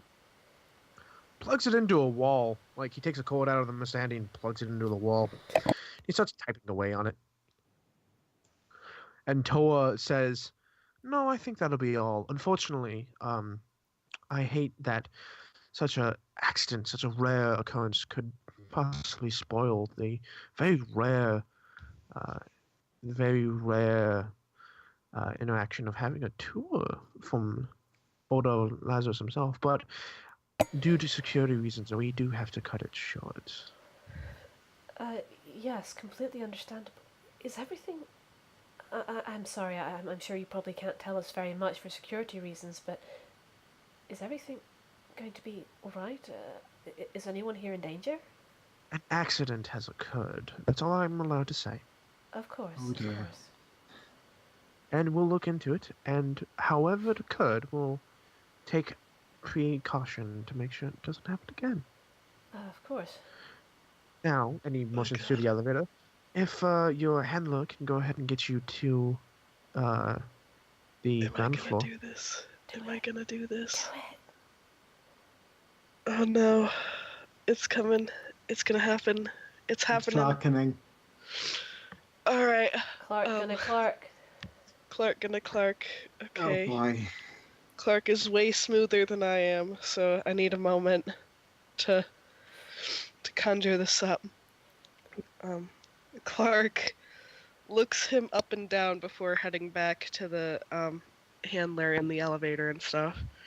And he goes, of course the tour is cut short, but I'd be interested in getting to know you a bit better if you're interested. He turns he turns and goes, "Oh, I'm sure, Mr. Robinson, that we'll be seeing more of each other in the future. But unfortunately, I am on the clock." Well, when you're off the clock. Well, unfortunately, a job like this doesn't give you many free hours. I'll find you. He winks. He winks. He winks. Clark does, I mean. Ah, okay. He winks. And you go to the elevator? Yeah. Roll me perception. All of you. Oh boy. No. I refuse. Then Are you you instantly kidding? fail. Are If you kidding? fail to roll, if you refuse to roll, you fail. Are you kidding me? Well, I fail anyway. I guess okay. 14. My instinct is telling me to re-roll, so I'm gonna re-roll. I'll find you. Yeah. Yeah, my instinct is telling me to re-roll, so I'm gonna use my re-roll. Okay, DM reroll. Yeah. Okay. 14. Same as Claire, so you're both gonna see it. Okay. As the elevator doors begin to close, you can see the tech guy. Toa's standing behind the tech guy now, both hands in his pockets. He's watching what's happening on the terminal, and the terminal screen, like, he's hitting buttons, he's hitting menus, and the screen like statics, and then cuts to an image of being high above the hallway, and as the doors close, you can see on the screen you step out. Hmm? So on the screen of the terminal, on the Mr. Handy that's plugged into the wall, is a camera image They're checking the From- security from footage. high up in the corner of the hallway. As the doors close, the last thing you see on the screen is you stepping out of the elevator with your handler. Shit, they've got eyes on us. They're gonna see Clark tried to get in. Oh boy. I told you not to do it. Oh my god. Yeah, Clark And has the an elevator crap look in his face. down to ground floor. So this was nice. Everything's fine. Yeah, Clark actually said that in character, by the way. The handler walks out of the elevator, and he goes, this is the last stop, I suppose. Yeah. Clark hustles up to him and he goes, just so you know, I told him that you should get a raise because you're super nice and I you heard. deserve a raise. Thank Oh. you. Okay. He takes off. He reaches up to his handler and takes off the key. He goes, "Now, if you don't mind, I have things I need to take care of." And he goes back into the elevator. I can help. Not really. He Okay. flashes the ID card Thank you and very then much for your hits time. the. No problem. Hits a button, and as the doors close, you can see that you can hear more than that a panel opens up in the elevator, and then the doors close. Do the three of them just kind of stand there in silence for a few seconds staring at the elevator? Yeah. Pretty much. Clark quietly mutters to Thren, I think we might be in over our heads just a little bit. Told you not to go in. Hey, you told Alphonse that we could get in and out without being disappeared, and we did. This is a win, possibly, but yeah, we shouldn't get too cocky. Should we go back out? Yeah. Should we get settled in for the night, I guess? Oh, right, we're staying here.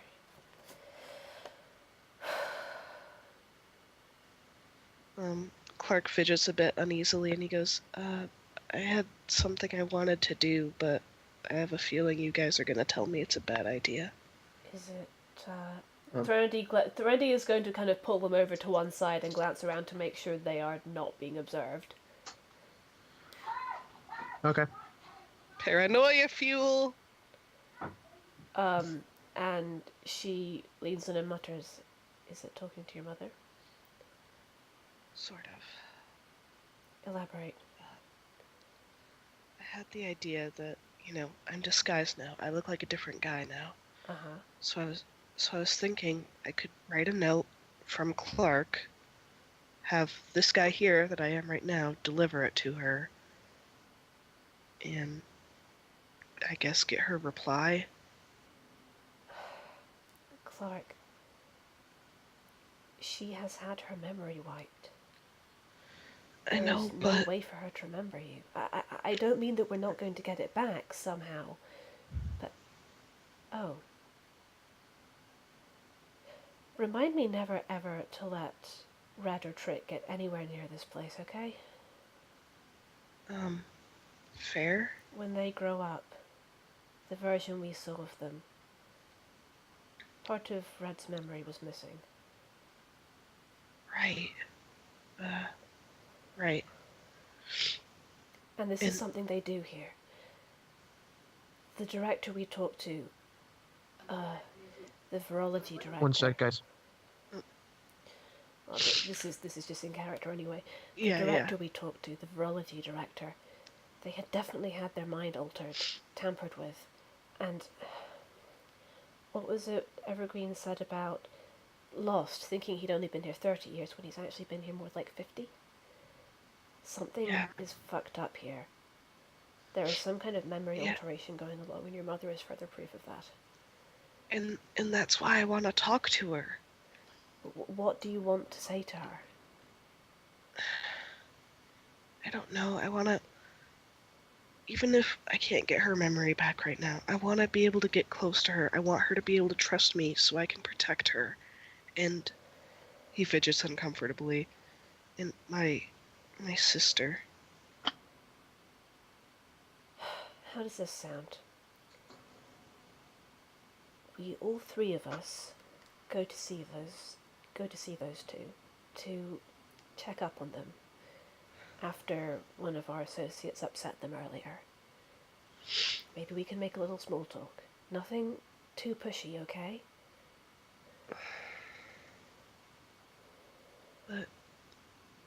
But I just want to... And, like, he's clearly getting a bit choked up. Clark, I can't imagine how hard this is for you. I really can't. But you need to think about her as well right now. She has no idea what's going on with you. I'm back. She deserves to know. She does, but what's she going to When think the if we try time and is right. Yeah, what do you think she's going to think if we try and explain this to her right now out of nowhere? We should try and find out what they're doing to people's memories here. And maybe if we can reverse it. Clark, And if we're going to go to her with what happened, we really should have proof. Otherwise, how can we expect her to believe us? How can we expect her to trust us? She doesn't know us. I was gonna ask her to get a DNA test or something. Why would she... No, I understand, Clark, but you... Why would she agree to that? Because I look just like her, because I was 2 letters off from her real name. There's one other thing, though, Clark. We need to not draw attention to ourselves here. What if she reacts badly and starts letting other people know that Clark Sullivan is here? It jeopardizes the whole mission. We're all in danger, and we can't finish the mission we came here to do. He is shaking slightly. Oh, Jesus, Clark, I really am sorry, and I really hate that we're in this situation, but... Look, I'm definitely okay with talking to her, but we have to be so careful. You understand that, right? Okay. I understand. We have to keep our heads down. We have to make sure that we get through this, because if we do, then we can bring her out of it. We can save her. We just have to be careful. Okay. Clark, I promise you I'm going to do everything in my power to help her, okay? Okay. Oh, Clark. She leans forward and hugs him. He hugs her, but he's clearly feeling a bit numb right now. You hurt me, Bucky. You started it. I know. Oh, and I'm finishing it. I know you're not. What? I know what's happening next. What? I feel even worse of what's about to happen. Tell me. You'll find out in like 30 minutes. Okay, well then let's go.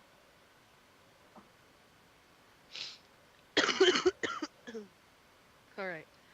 So yeah, Clark shakily nods a bit and he goes, okay, so we go talk to her and I just keep my head down and don't talk?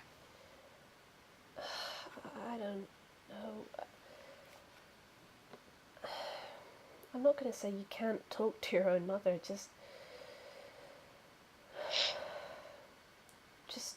try to lay off anything to So- do with Clark. Yeah, Okay? I got it. Yeah. And if it's too much for you, you can step away. Yeah. He kind of absently reaches into Axel's hiding place and starts petting him. Oh, So Oswin wanted to cast We Are One on Axel before midnight. So, what does Oswin want to do?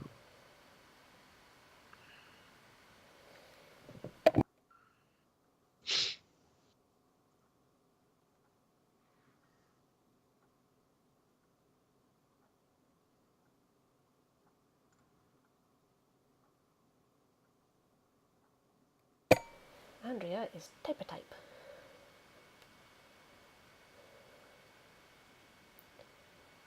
We are one. Oh, that's right. That's the one where Oswin basically. No. So yeah, We Are One Aw. is where Oswin basically controls what Axel does. Yeah. And Andrea says basically when they settle in for the night, Axel crawls out and sits on Clark's face. And then Clark suffocates. So romantic. It's a face full of ferret bark. Okay. So you head, figuring that's the best. Do you go to the apartments? Yeah, just to clarify, are we going to the apartments or the information kiosk? I am okay with going to the information kiosk to see Louisa just now, but I can be swayed either way. I mean, I'm down with that, but I mean, I'm biased. She'd also have to be there. Well, yeah, but we could come back in the morning too. Yeah. We can check and see if she's there. If you swing by, you find that it's the older gentleman. He looks over and kind of like waves at you. Lost, hi. Listen, there was someone who was here at the information desk earlier. Lisa, I think her name was. I wanted to maybe talk to her at some point, apologize. One of our patients gave her a scare earlier, and I just wanted to make sure she was all right. Do you know where we might be able to come back and see her? Oh. Well, she follows the schedule. She should be back tomorrow afternoon. All right, we'll maybe swing by then just to apologize and what have you. Okay. Thank you very much. Want me to tell her that she should be expecting you? Just subtle glance at Claire and Clark. Just in case, just tell her that we could, but we might not, just in case we, We might get sidetracked. We might get delayed, that's true. There's a lot Don't we have make to do. Don't make plans, but kind of expect. Yeah, if you can let her know we might be by, that would be greatly appreciated. It's a possibility, but not a definite. Okay. So you do that, and anything else you want? I don't.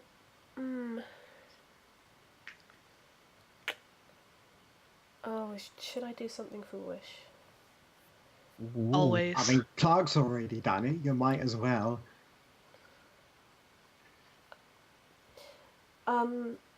Threnody is going to... She's actually going to, look like she doesn't really want to talk about this in front of people, so she kind of glances to... She's still got her earpiece depressed, so Clark and Claire will be able to hear what's going on. But she kind of glances to Lost and then looks to Claire and Clark and says, You guys go on ahead to the rooms, I'll catch up with you, okay? Okay. Okay. See ya in a bit. Yeah, I won't be long. And heads off. Lost? Yes. You said something about, losing track of time here. Yeah. This is really an off-the-wall kind of guess, but does this place specialize in memories at all? Specifically, erasing unpleasant ones? He pauses. I'd really You know, I appreciate it. don't know. I'd really appreciate it if you didn't tell anyone, but I have one or two episodes from the past that keep coming back, give me trouble sleeping, and Don't we all? exactly, and I was thinking if anywhere can do something about that, it's probably here. And when you said that, you lose track of time, that got me to thinking. Well, I wouldn't have done something like that myself, Okay. but Although, if you did, would you remember? good point. Well, I don't think I've heard of anything like that, but if we were to have something like that, I'm sure one of the science labs in the big tower over there would have it. Oh, which one, though? I mean, it doesn't seem like it would fall into virology, or genetics, or robotics, or lasers.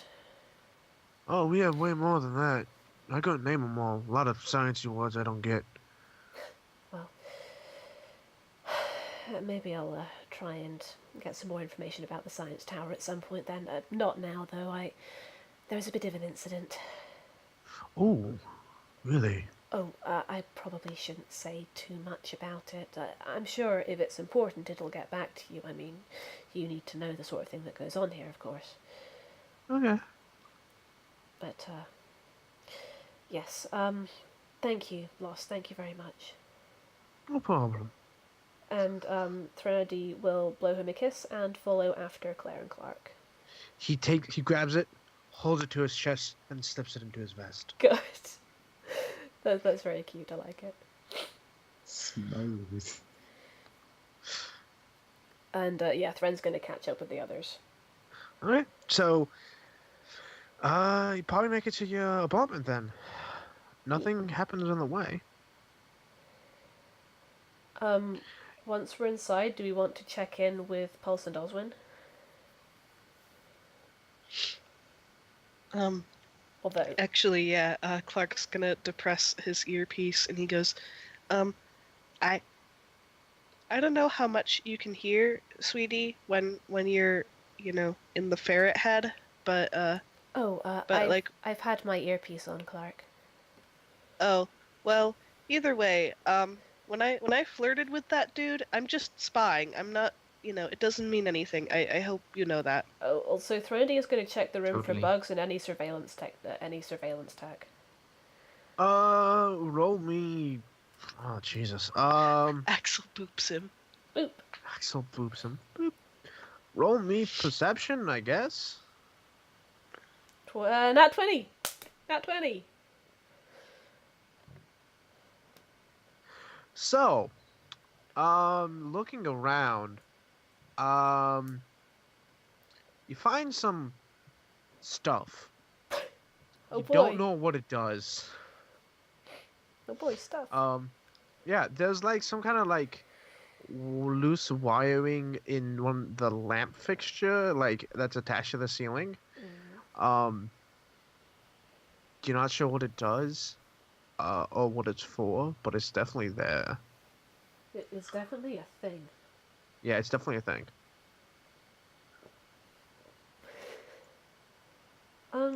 Claire, do you pick up any sort of electrical know-how from Pulse? What do you need? Writing? Oh, there's this. I'm just searching the room to make sure we're not being watched or listened to. There's this lamp that has some loose wiring. Could you give me a more detailed description? Can I give Pulse a more detailed description? Yes, Of there are the two. lamp. There are two. The wires in particular are two wires, one black, one red, and they both lead to what appears to be some kind of like black box of some kind that is like uh underneath the physical fixture of the lamp, so that you'd actually have to take it off the ceiling to see it, and uh it's definitely got some kind of electronic components to it. I relay all this to Pulse. Can Pulse figure out if this is standard lighting stuff or if this is something to be concerned about? It probably isn't standard lighting stuff. Okay. Pulse will relay that this is probably something to be concerned about, but she can't really do much out from out there. Should I try and take the fixture off?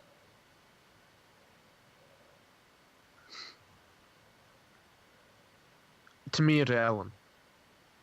Threnody is saying that to Pulse.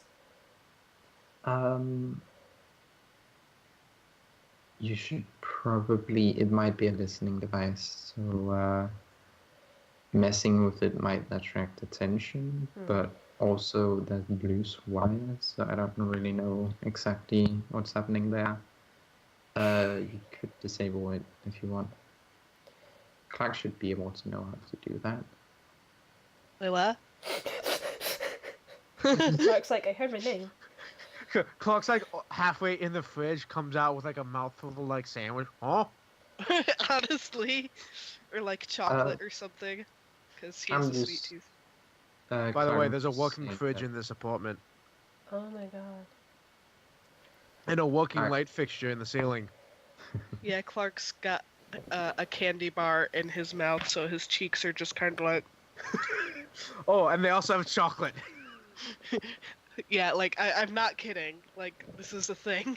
Good. Like, his cheeks are protruding slightly because the candy bar is, like, can't quite fit in his mouth. And he's just like, huh? Also say, Clark, you know how to like disable electronic doors or listening devices or cameras, don't you? I mean, kind of. Hold on. He chews and swallows. There's a knock at your door. Oh, Threnody had been in the process of dragging a chair over to the light fixture so she could stand up and try and reach it, but she stops abruptly. Clark goes and, like, not realizing that this isn't much better, goes and, like, just kind of flops in the chair and sits casually. Oh my god. Everyone act casual. Just goes over and just slowly opens the door. You see a gentleman in a trench coat and a top hat, and a hat, and he looks up, and you know, it's Alphonse. He's like, he sees what's happening in the room. Clark has chocolate on his mouth. What is Harmony doing? She still has a hand on the chair. She just looks over at Alphonse.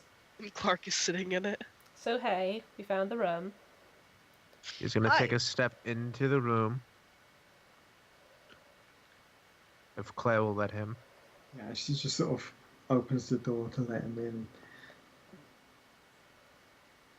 He kind of looks at the two of you, and then to Claire. Back at the two of you. She just shrugs. If we're lucky, our enemies will think we're this inept as well. Does she say that out She loud? does say that out loud.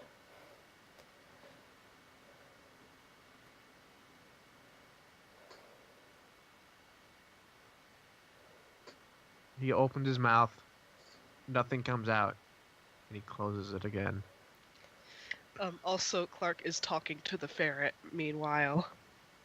Come in and close the door. Comes in. She shuts the door. Okay, do you know what the deal is with these wires? He looks up at the lamp. He puts his finger to his lips. He shoos Clark out of the chair. Okay. And he gets up. And he's going to wait till the rolls room's finished. Okay. He messes around with it a little bit. And there's like a spark. And then nothing. And then he screws the light fixture back into place. Gets off of the chair. And then looks at the three of you. And turns around and goes over to the oven. Opens up the door. Oh, Goes inside. Is fiddling with something. You hear another spark. And he gets back up, closes the door. Goes into the bedroom. Oh my god. Goes underneath the bed. Another like messing with something spark. Finishes that. He gets up. Clark actually says, "Well, I'm glad you took care of that before I decided to fuck someone in there." He was dusting off his hands, like, good day's job. And then you say that, and he goes, She just goes over and just slaps him upside the head. Ah, what? Okay, so, yeah, Squeak, squeak, squeak. I told you they're up to something here. Three listening devices? They're thorough. I think we might have said some incriminating shit. He actually goes over to the sink, turns it on, and starts washing his hands. So do you know anything about the memory modifications that have been happening here? I just know people forget things. Yeah, Sometimes they do. They serious forget, things. They forget people. Like, Yeah. people who are really fucking hard to forget without help.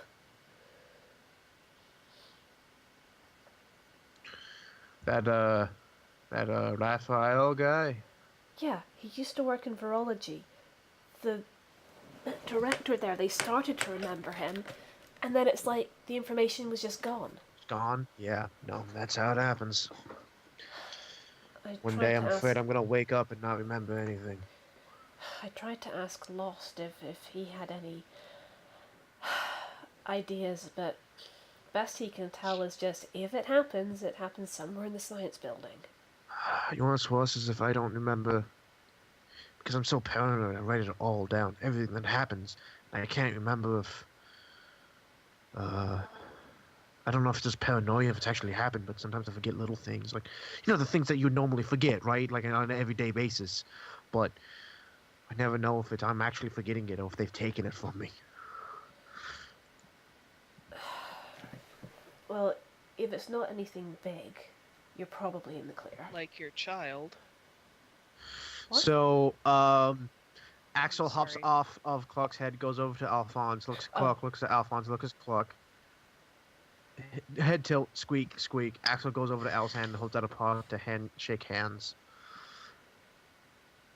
He looks down at Axel. That's so cute. Like, his hands were still in his pockets. He takes out his hand. He has a handkerchief. And he shakes Axel's paw through the handkerchief. No, Is he a Oswin, germaphobe? Cat's not gonna fuck this guy. Sorry, what? Is he a germaphobe? No, what was Ellen saying? No, Oswin, Clark's not gonna fuck this guy.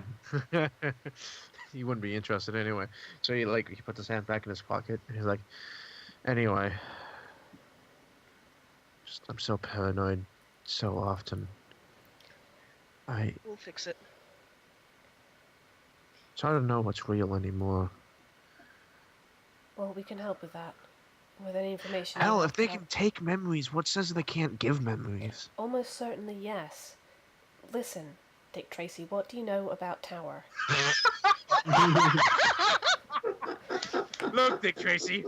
Hold on. Listen here, Dick Tower, Tracy. sorry, Tower. Toa. No, you had a Toa. Hold on. I want to see if Dick Tracy came out at the right time that it would actually... Yeah, it is. Yep. Dick Tracy's totally a thing. 1931. Yeah, so Dick Tracy's totally a thing. Yeah, he actually kind of looks like that. That's why Threnody said it. Yeah, okay. So, sorry, what did... what does he know about Toa? Yes. He's like... Dude in the suit, wears makeup. Yeah. He's how do they say it? Upper management.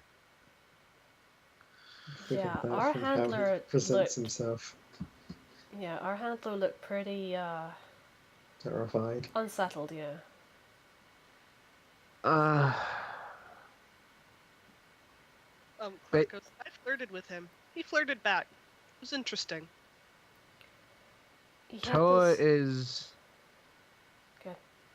If I was to give him a job title, I'd say he's head of public relations, Oh, and he's damn good at his job. That would explain the immaculate presentation. Yes. What Is about... anyone with him? Yeah, there was a woman with him. Long black coat. Bone chest. Yeah, which... Don't fuck with her. Yeah, I mean, why is her chest bound up like that? Don't know. Couldn't tell you. All I know is if she's after you, don't run. She'll get you tired.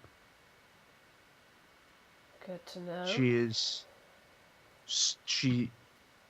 I hesitate to say that she's human. Whatever she is fast.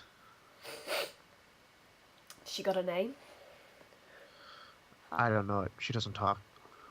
Alright. What else?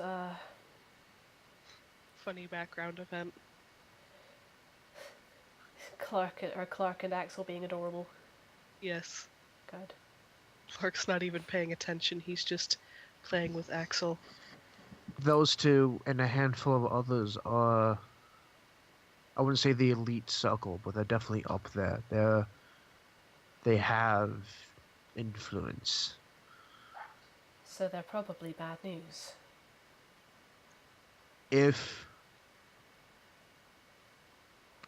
Look, it's completely possible that most of the people here don't realize what's going on, which No, they I don't. get that. A lot of the directors we met, a lot of the scientists, they genuinely seemed like they wanted to be doing good work. I don't think they know what Lazarus is. If only the people at the top know what's actually going on here, they're part of it. Yeah, exactly. And listen, something happened while we were in the Laserworks lab. Or we weren't even in it, we were just outside it. Something happened there. Everyone was... Incident, I heard. Accident? Clark, what did you see? I know you noticed something. Someone was dead. Yeah, a lot of someone's were dead. Yeah, do we think that's an accident? I don't know. I didn't see the security cams. All I know is that one of the things they were testing went off. A new laser grenade or something, and everyone got hit. Everyone but one got vaporized. But one? But one. That must be the body they found.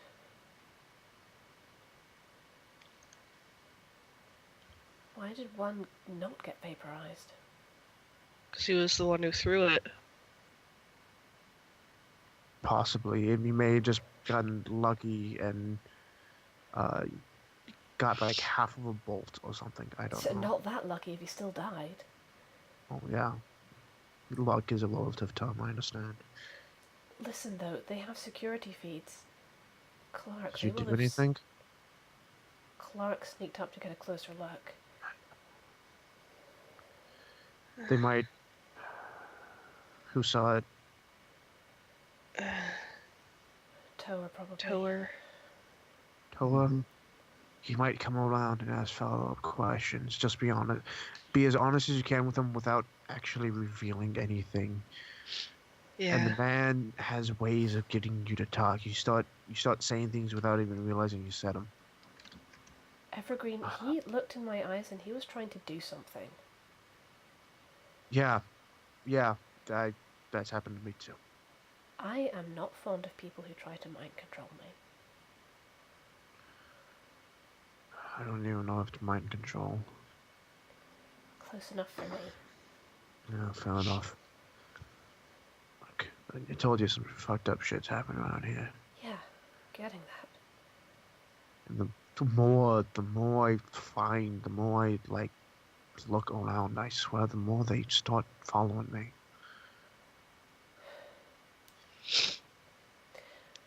I was going to say, what I'm confused about is why they're not keeping a closer eye on us, but, well, they are, aren't they? If they've got surveillance everywhere. I mean, yes, but they have surveillance on everyone. Yeah. Probably Pulling how they you view- out of a crowd is, they can need a reason. That's the thing. That's what I'm really confused about. Why? They don't give out tours willy-nilly, so why did Lazarus offer that to Clark? Maybe I don't he know. Did he knows. recognize us? Maybe he knows. I don't know. You might have caught him on a good day. You might have made him laugh or something. I don't know. I'm not that funny. Yeah, but you are good with people, Clark. If you worked him, I don't fucking know this. Something just feels really off about all this. We're supposed to say I am that funny, Thren. I mean, yeah, he says harm. Like, Clark's better at this than I am. Don't take it out on him. Yeah, that's fair. Yes, of course. Of course, Andy, you are indeed that funny. Thank you, Pulse. What did Pulse say? Pulse said over the intercom. Alphonse looks around. Oh, we have friends on the outside. She Oh, taps yes, her. that's right. We've got friends on the other side. How She many? taps her. A dozen. I really, really want you to be telling the truth here. Do you really have a dozen people on the outside? No, not Damn it. not that we're in radio contact with. We're currently I in mean- contact with 2 of our associates. We have a dozen if you take the one off. We. Nice. Okay, Like fair Clark, enough. Clark looks at Threnody and he just looks offended and he goes, "Excuse me, we have a Mirelurk, we have a mole rat. We're we not have... including the pets. I mean, we do have all those things. I'm mostly meaning who we're talking to. They don't have earpieces. Yes, Axel, we Yeah. have a ferret. Yes, Oh, yes, Axel. weird Yeah, bunch. Yes, Axel, I saw that. Axel, you count. Yes, don't worry. I always You're not on liked the ferrets. outside, are you? You're here with us. Yeah, because Axel is squeaking loudly. He holds up 2 digits. What does that mean, Axel? Like, I don't know what this means. Like, you were pointing at Claire earlier. I don't know what that means. I don't know what 2 digits means. What's he pointing at me for? I don't know. I was just tickling him, and he freaked out and started pointing at you. He's a smart one, ain't he? Okay. Yeah, like I have had arguments with this guy. Clark, I He mean, thinks sorry, the ferret Andy, is out to get him. Andy, that's not saying a whole lot. Oh my What was that? Threnody is like, Andy, that's not saying a whole lot. Oh, Clark looks offended, and he's just like, you told me I'm smart. I'm smart. You're very smart, Andy. Thank you, but like, I've gotten into arguments with Axel before. I've got into arguments with a lot of things that you shouldn't get into arguments with. Okay, I had an argument with him about drugs, okay? Why? What were you doing? Clark realizes that they don't know this, and he's like, Okay, look, this seems more like a personal thing. I have Right, some right. We gods can on my deal with side. we can deal with that later. If What? no, it's fine. I have some gods on my side. If something comes up, I'll come warn you. Until then, good night, and thank you for Save helping me! my friend. Yawn, dude. And he backs out of the room. I'm He sorry, opens I up the can't hear door. you. Too tired. He opens up the door, backs out, closes it behind him. Okay, it was a really long time ago, Thren. Oh yeah, Axel looks at him shocked. Axel already knew though. No, Yeah, but remember, Axel is being there. controlled by Oswin. Oh Oswin did right! that. Oh right! Then tries to get to Thren. Thren will pick Axel up. It was a really long time ago, okay? Okay. You're not sneaking medics anymore, right? No, it was way, way back when we were at the Followers. Oh my god, he tries to go into her bag for a piece of paper and something to write. Oh my god! Well, Actually- you can find actually, her notebook and pen. So here's the thing, right? You're trying to find something, but there's a little like small like dining table, like it's not that big. It's like big enough to fit 2 people comfortably. On it is probably like a pencil or a pen or something, and a small stack of paper. But yeah, so Clark continues, and he's just like, we were at the Followers, this Jesus guy, I wonder how he's doing. Anyway, this Jesus, and he pauses for a moment, and he thinks, huh. Are you trying to remember whether you slept with him? I think the answer is yes. Good question, friend, but no, I just... My memory is a bit foggy. It was months ago, you know? Ain't that weird?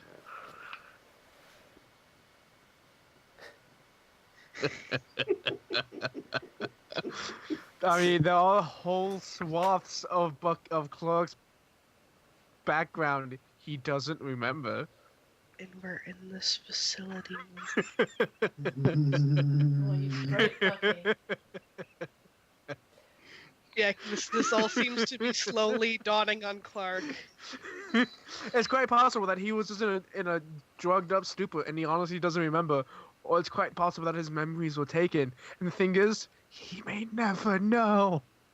Yeah, Clark, like, Threnody, Clark looks like he's blue screening right now. Now you know how Alphonse feels. And like, dude, hold on, I'm forgetting something. Did I actually forget or did they take it? Yeah, so Clark was in the middle of, like, talking about Jesus, and then he started blue screening. I actually want to know the finished idea of like Jesus. What did Jesus trigger? Clark? She just waves her hand in front of his face. He is at a loss. Clock.exe stopped working. Please reboot and try again. Also, Oh Axel no, is what's trying... Axel doing? Axel Oh, is no. trying to write Am Oz Oh no. on the paper, and he's going squeak, squeak, squeak. Can Oswin, through Axel, actually manage to write that? You can, but it's not gonna be like curvy or anything. It's gonna be like big, like straight lines. Yeah. Well, it's like when Toothless takes the giant tree branch. See what happens here. What happens here is that Threnody squints at the paper and goes, "What's Amos? Why? Since when can you Amos. write? Who's Amos? Who's Amos? A-M-O... No, wait, whoa. Why can Axel write? Oh. Just puts down the paper and face palms. No, I'm kidding. I want to see what he does. Because For what Oswald magic. does. Yeah, Clark is still sitting there blue screening through all this, and he's just like quietly muttering to himself, and he's like, Jesus. I swear Oswin is magic with those animals. Jesus. See, my personal theory is that Oswin's a psyker, but It's quite possible. that's my personal theory, but That was in character from Pulse. Gotcha. What do you mean, He's the Pulse? only one who's magic. Well, that's my out of character theory, is that she's a psyker. Excuse you.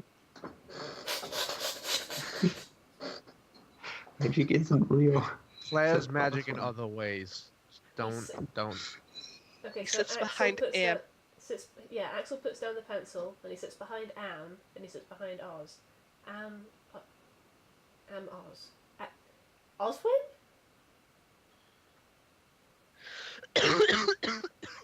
Okay, so No! How are you Axel? What? Clark, your girlfriend's a ferret. I'm busy. Where's Axel then? He's busy doing nothing but sitting So there. wait. She's just like, wait. If Oswin is in Axel, is Axel in Oswin? Oh my god! Pulse? Is Oswin Please, acting yes. like a ferret right now? Please, yes. Please, yes. I really, really want Oswin to be like trying to burrow into like a pile of cloth. Please. Pulse being on a sniping position, you could probably see this. I'm gonna say no, as funny as it would be. No. Damn it. I really want it to be a thing, but no.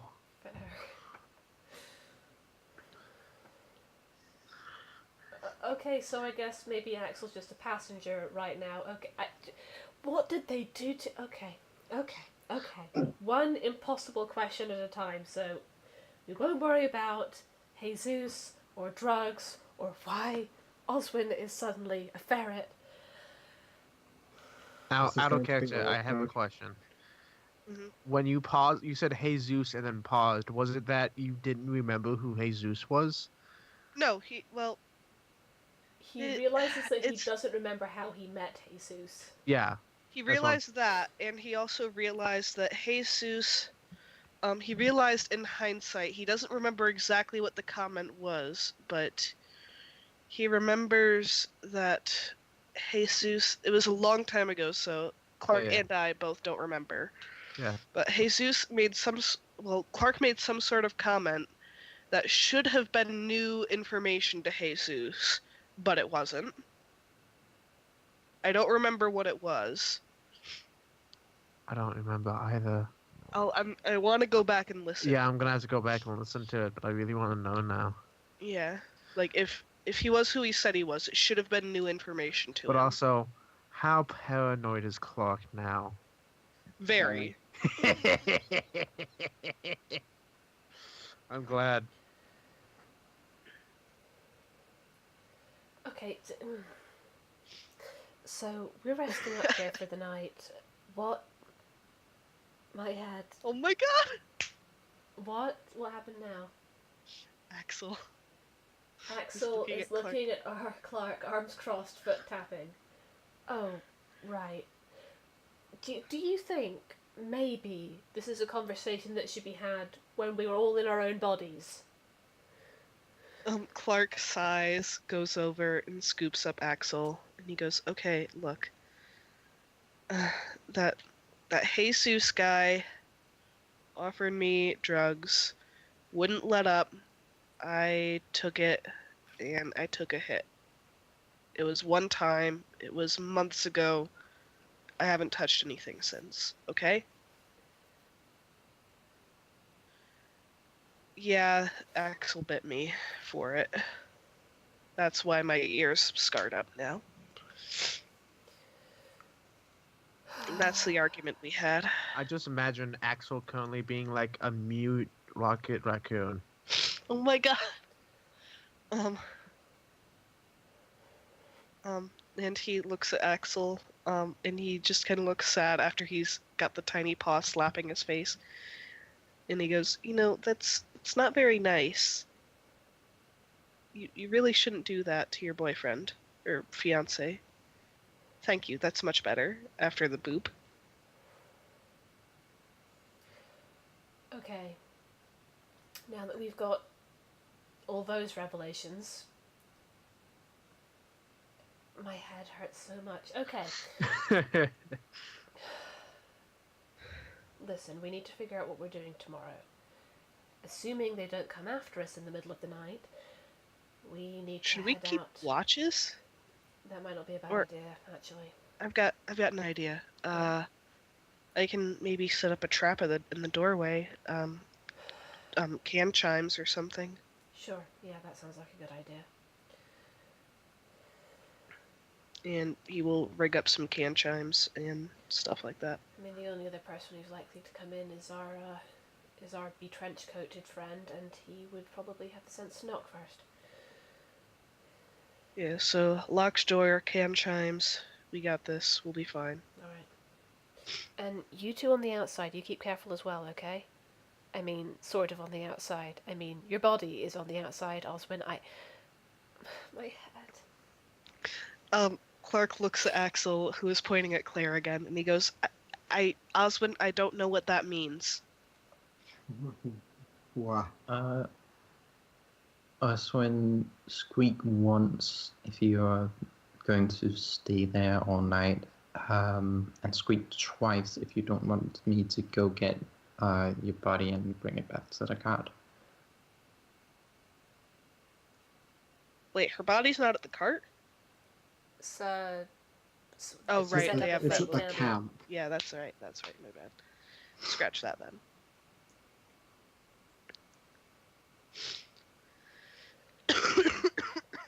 He pauses, squeak into half.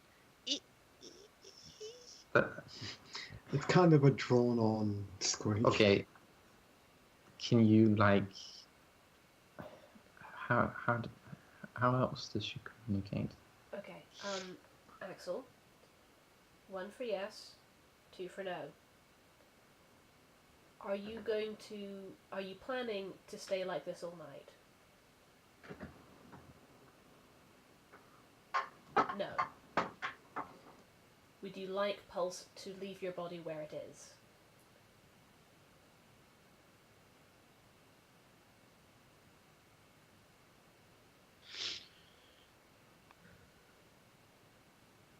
That's 3 squeaks, Oswin. That is not a yes or a no, unless it's both. Is that a baby? It's a shrug. Okay. It looks like she doesn't mind too much where her body is. Okay, I'll actually be doing some testing, so... Listen, Oswin, whenever you go back into your body, can you tell us what you were trying to tell Clark about Claire?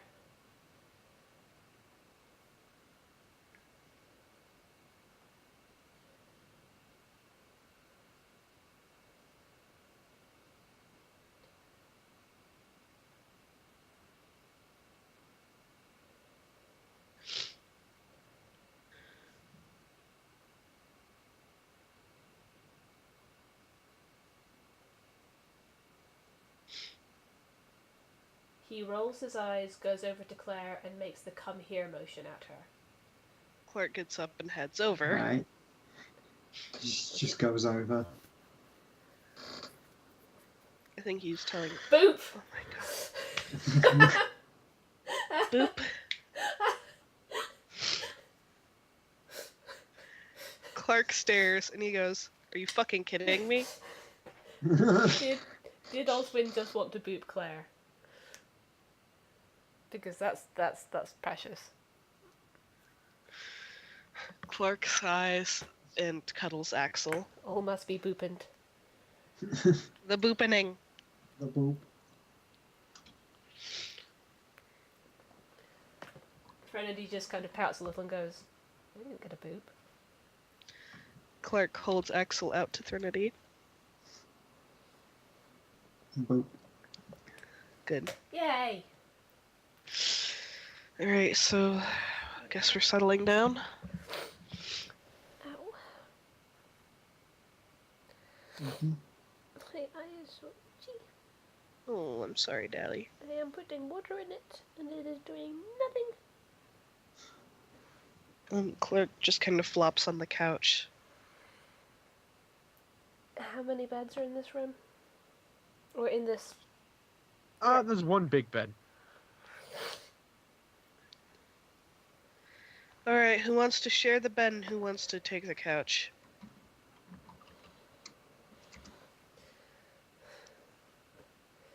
I can just take the floor, you take the couch, and Claire can take the bed. I'm good with that. And she just flops on the bed. Yeah, but you're biased. Yes, I am. I usually get to sleep in a bed back home, it's fine.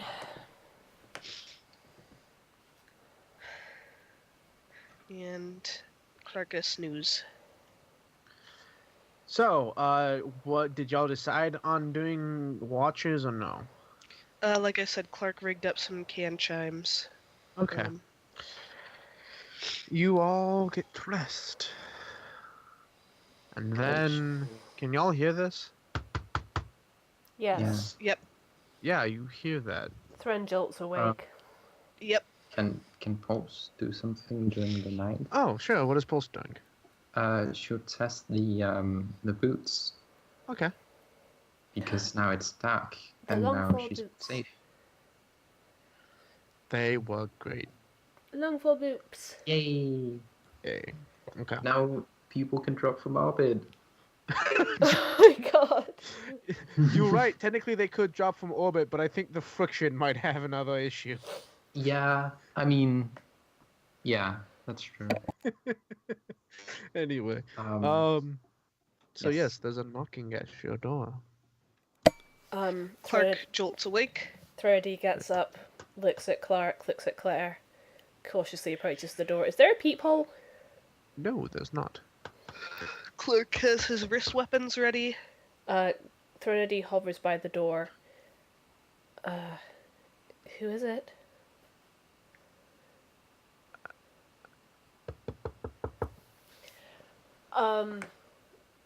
Okay, one sec. Quickly, what time of night is it? Is it still nighttime? Oh yeah, it's like 1 Three maybe 2 as- a.m. It's ass o'clock in the morning. Yeah, Is- it's like Is It's there stupid a o'clock. is there a chain I can put on the door? sure. Okay, Say there is. she slides the chain into place and opens the door just a crack to see who it is. So standing there, not shaking. He's shaking. He's looking around nervously. You've never seen him without like a goofy smile or anything. He doesn't even have his pipe. It's Seven. Huh. Oh shit.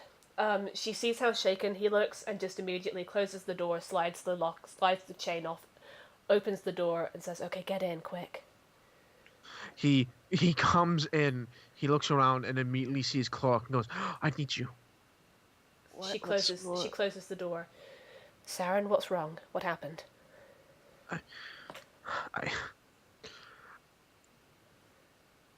I need Peach's help.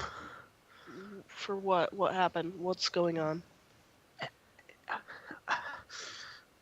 He looks around. It's not safe here. I mean, no duh. We But know. I have a place we can talk, but just you. Please. just me? Oh, okay.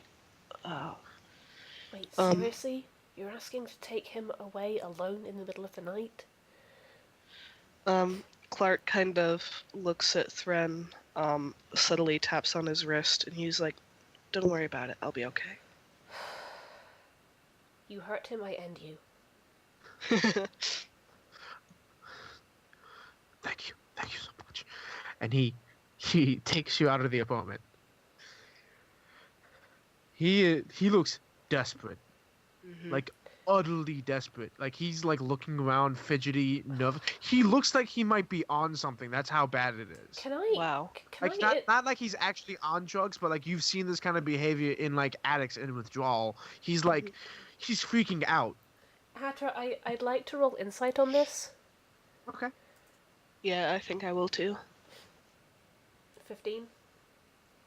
Wonderful. Threnody is mostly just trying to figure out if he's for real or if he's acting. With an 8 clock, you can't really tell, but with Thren, he's legit like panicked Right. and desperate. Alright, he will live for now. For now.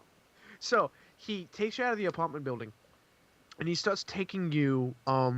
He sticks to the shadows. He'll wait in a place, be like, shh, shh, shh, shh, shh, and like the guards will go by. Okay, come on. And he takes you like around the thing, and he actually brings you to the like behind one of the other buildings, and it's the aforementioned chemical shed. Mhm. Can And I? he like, May I do yes, something real quick? of As they're course. going, Threnody is going to radio. She's going to depress her earpiece. Pulse, Oswin, are either of you awake?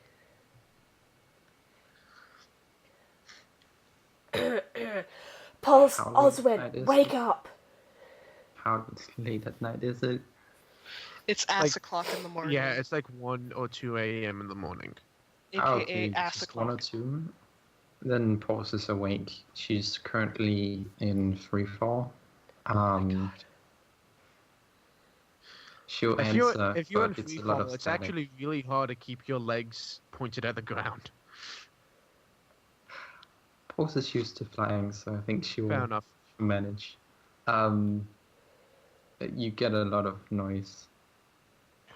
There's a lot of wind. Whoa, whoa, whoa, whoa, whoa, Pulse, what, are you in the air? Um,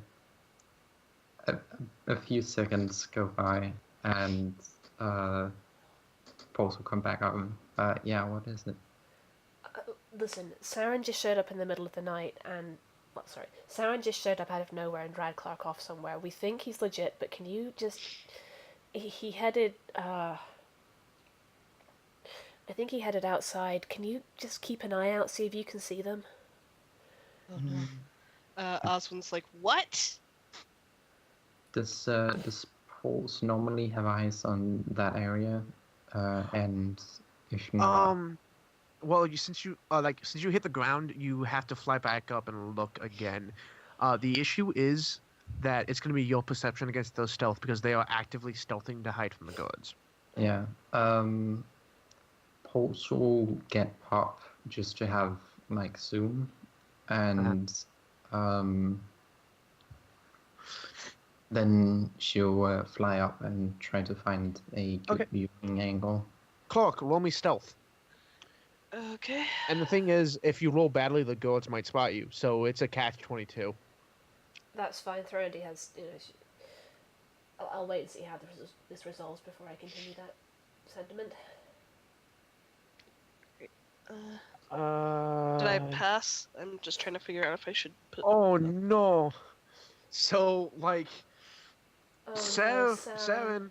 No. Can I give Saren my reroll? That's not good. Yeah, good. Okay, I'll yeah, because the guards will definitely spot him then. There we 23. go. That's Okay, better. he's good. Son of a bitch. What did Pulse get? 27. Nice. Okay, best of both worlds. They defeat the guards, but Pulse can still see them with her special fucking eyes. Because Pulse can replace any skill check with a science roll instead. Yep. So many times per day. Science, that's what she did. Damn it. motherfuckers. Science. Fuck yeah. Yep. I'm sorry, I just happened to see this and I need to share it.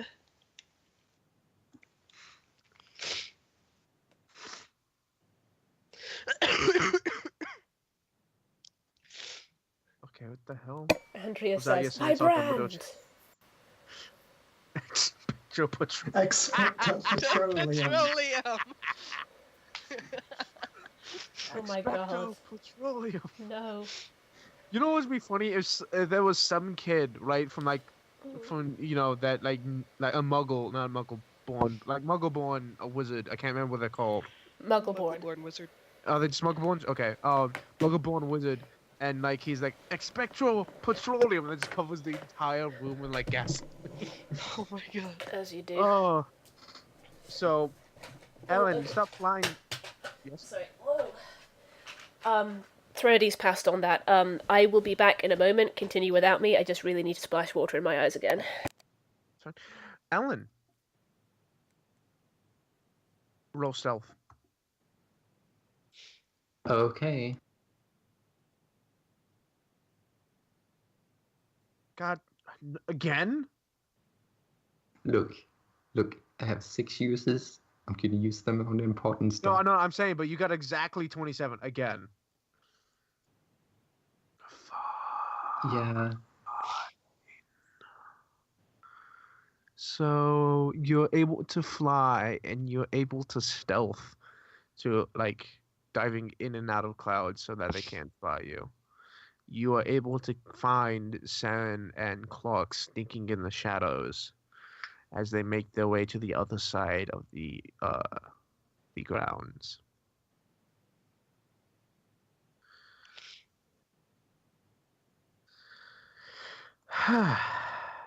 Also will be air support. Will be what? Aerial support. Aerial support. Yeah, okay. So, Saren sneaks up to the chemical shed. He looks around, and then he like reaches under a rock, pulls out a key, and opens up the chemical shed, puts the key back, and then opens up the door and slips into the darkness. He's like, come on, come on, come on, come on. All right, goes in. Cool. He closes the door behind you. And something's immediately put over your mouth. Struggle. Go ahead, make me a strength check minus minus 10 is going to be against this Shit. other What did I check. come? What did I come back to? The moment Clark stepped into the chemical shed, something was put over his mouth. Yeah, Shit. over his mouth and nose. Yeah. And as it does so, Saren goes, Peaches, I'm so sorry. Shit. That's a fail. Well, I have to And kill he got Saren really now. good. There's this really big guy, like, he's got you down. He's got something over your mouth, and he goes, time to sleep, time to sleep. Yeah, And Clark is just flailing and like desperately struggling, but I mean he fails. I'm But not Does sure he if have- Clark would be used to it Actually- or even know what Does he... Hold have on. audio on? he is panicked enough that actually no, he is gonna use his hidden pistol. He's gonna flick his wrist and try to shoot him. Oh, okay. Um, You can have a penalty because the chloroform is starting to affect you. all right, yeah. So go, Alright, it's, go ahead and roll the hit. I'm going to Okay. kill so many people. You can't see Threnody is any- so How protective. dare they kidnap my dumb little brother? Can't see any energy in this yet. Damn it! So yeah, Hold on, wait, hold on. Energy in the shed. Yes, there is. There's something. There's some kind of energy signature, some kind of electricity running in there. It might be a generator or a radio of some kind. You did see Saren like get the key, open up the door, and then go inside. So it's possible that he uses the chemical shed on a pretty regular basis. He might have a setup in there. Yeah, would, okay, cool. would anyone hear the gunshot at least? It's a small, tiny pistol that is meant for like everyone in the room. Probably, like, definitely heard it, but Andrea says and- take her reroll. Oh, okay, yeah. She's quite adamant about it. Oh. so roll damage. All right. That is 2d8. Oh, it's a plus 10%. No, that's from from in stealth. Never mind. Plus 3d6 damage when at night. So Jesus. that's 5d8. 2d8 plus 3d6. By the way, I need you to make a will save as well. Fuck! 14. I'll find you indeed. Fucking Ooh. tower. That's a pass. for Will. So 14 damage. You like reach back, you pull the trigger, and he definitely gets him. He's like, "Oh, son of a bitch!" I'm gonna roll strength to see if he can keep a hold of you. He definitely keeps a hold of you, though. He keeps the chloroform over your face. Hidden blade now. Sure, go ahead. You're definitely gonna have a penalty though, because that's a really awkward reach. Damn it! Ooh. So yeah, he like tries to like get his blade back there, but Roll he the can't. perception. It's gonna get a penalty because you're also being affected by the nat 20. Okay, so there's a lot of people in this room. Now, there's not just Saren and the guy that's holding you. There's like a group of people in here, probably 10 people in this little room. And you can start hearing what sounds like muffled crying of a child. Oh, no. Saren is like breathing really heavily, and he's still freaking They out. have his kid. Oh, fuck Oh, them. now they're definitely going to die. Yep. Can Pulse see the energy from the gunshot? You see electricity, Okay. so you wouldn't see it. Okay, cool. And you wouldn't even see anything fly out of the shed either, because now it's now embedded in this guy. So he definitely got hit. You're struggling as he keeps the chloroform over your mouth, and someone just comes over and jabs something into your neck, and you can hear someone say, "It's time to sleep, little muffin." What? And he just jabs something. Is the into voice your... familiar? Oh yes. Who is it? It haunts your dreams and nightmares. What do I And roll? Kevin. Kevin?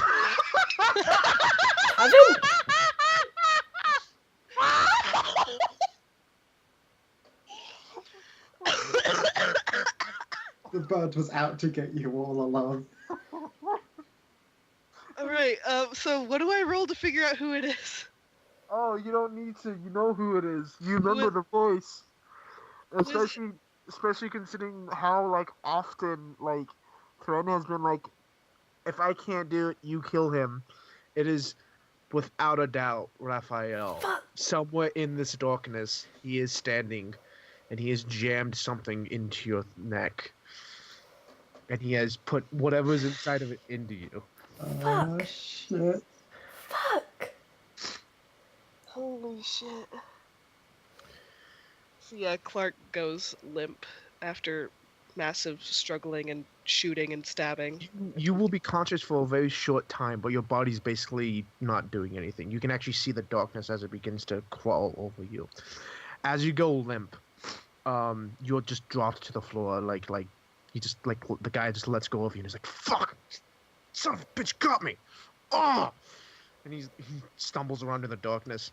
Saren goes, "Oh, okay, Peaches, you got him. Just give me my boy back, okay?" And he goes, "A deal is a deal." And he physically, you can see something is physically tossed to Saren, and you can now hear Boy crying, and Saren catches him in one arm, and he just holds him, and you can hear like he's just trying to keep it together as he calms the kid down. Can Clark speak at all? Oh no, like you are losing it. Like you could, but it'd be like. Yeah, he's trying to speak, but it's all garbled nonsense. Raphael, you can see a boot, very nice looking boot, come into your vision, and a lab coat kind of swing into view. And he says, "If I'd known you were this easy, I would have manipulated you a long time ago." Which Saren then replies, "Fuck you." You can't see it, but you can almost tell that Raphael just shrugs. And then you hear a very muffled gunshot. What? And Saren just on the ground. Fuck. Oh my. Fuck. I wasn't actually gonna kill him. You can still hear the boy crying though. Oh, And then motherfucker's he gonna kneels die. down, and you get a good. He takes your face, and he makes you look at him. It's definitely Raphael. Clark, can his breathing speed up? Sure. All right. Oh. Yeah, he is breathing very raggedly. So Oswin has asked Pulse for updates. Pulse will say, I don't see anything. Oh god. He's in the chemical shed. Nothing's happened. Yes, in there. He just kind of moves your head around and looks at you. "Oh, you and I are going to have such fun. I'll going to let help. you know when he comes out. Ragged going- breathing. You're going to help me deliver a message." You pat your cheek, and the blackness begins to overtake you, and you just see him smile down at you.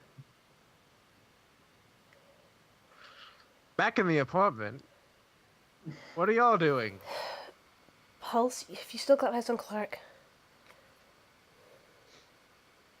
He's in a shed with that guy. With Saren? Yeah. Okay, it's just a shed, right? Does it seem like it leads anywhere else? It's got like some electrical equipment in it. I don't. Is it connected to anything?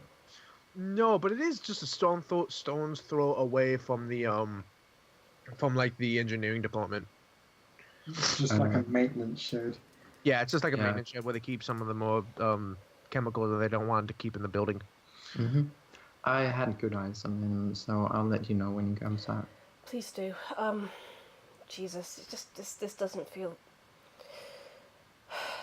You can check him on him if you want. I shouldn't. I mean, I mean, it Oh, that's a good question. What? If Did he take Axel? if he tried to take Axel, Sam would have been like, no, you gotta keep your friend behind, Peaches. It's just you. Hang on. Could With Axel have Axel snuck hidden. onto him? Axel can roll stealth, and he would try and roll perception. All right. So retroactively. Yeah, retroactively. Oh. Do you need us to roll for you, Andrea?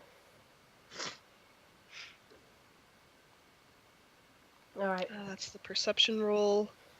Yeah. This is not going to end well for Axel. Oh Jesus. I can't Oh believe no! they killed Saren. Like, I hated the guy, but I only wanted to punch him. I didn't want him dead. Just point blank, without a care, he's still holding his kid. Boom, dead. Oh, not enough. But he's tiny and even he's with black and it's dark. Well, I would. With the size bonus, he ties, which means Saren's the defender. But it is dark and he is However, black, so he blends in. However, Threnody is thinking about this now and kind of going, but why? Shit, why did he have him leave Axel behind? Why did it have to be just Clark? Why just him? Because it's a trap. Let's go. Pulse, roll perception. Pulse, roll perception. 24. Something is happening at the front gates. Like the front gates are opening, and some guards are coming out, and the guards on the walls are starting to like there's only a handful of them a moment ago. Like, they were just doing the nightly walks. Now there's more of them. They're like starting to come out. They seem to be talking with each other. Like, something's happening, and they're in movement. They're not like alarms are going off, but they're in movement. Something's happening. Guards are coming out and talking to the people outside of the outside of the front gates.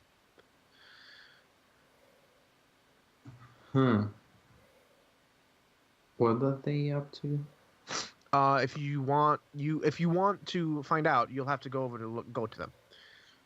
Nah, Pulse will stay and look Okay. at Clark, but she will relay this to the others. What kind of a commotion? Well, Threnody, by the way, just has opened her a lot vest of for... I'm sorry, Ellen, go ahead. There's just a lot of guards, and they're moving around, they're concentrating over there. Hunter rolled a nat 20, that can't be good. So, I rolled a nat... Like, literally nat 20 was the only way this was going to happen. Because fucking Pulse is damn good. So, Oswin, you can... are you still in the body? In your body?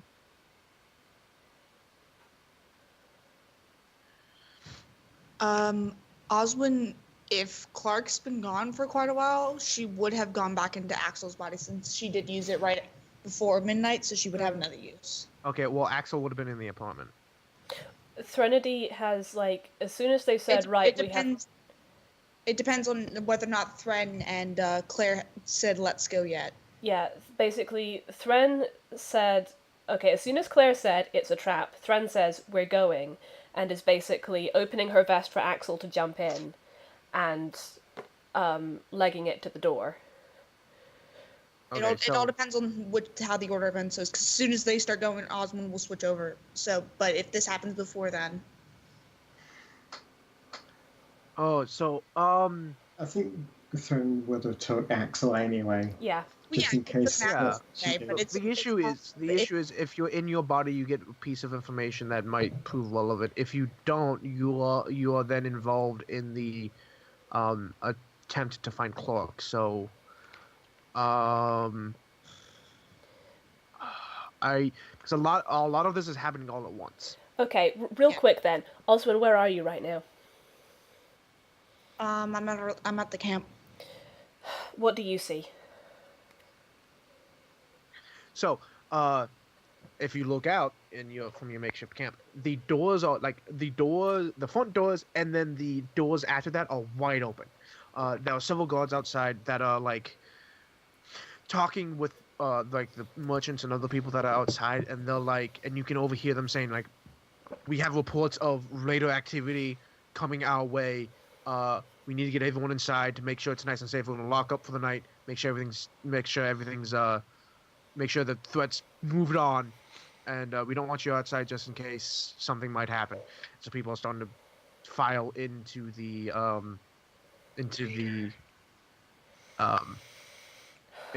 compound. They're moving people in. I think I'm probably gonna end up getting pushed in no matter what.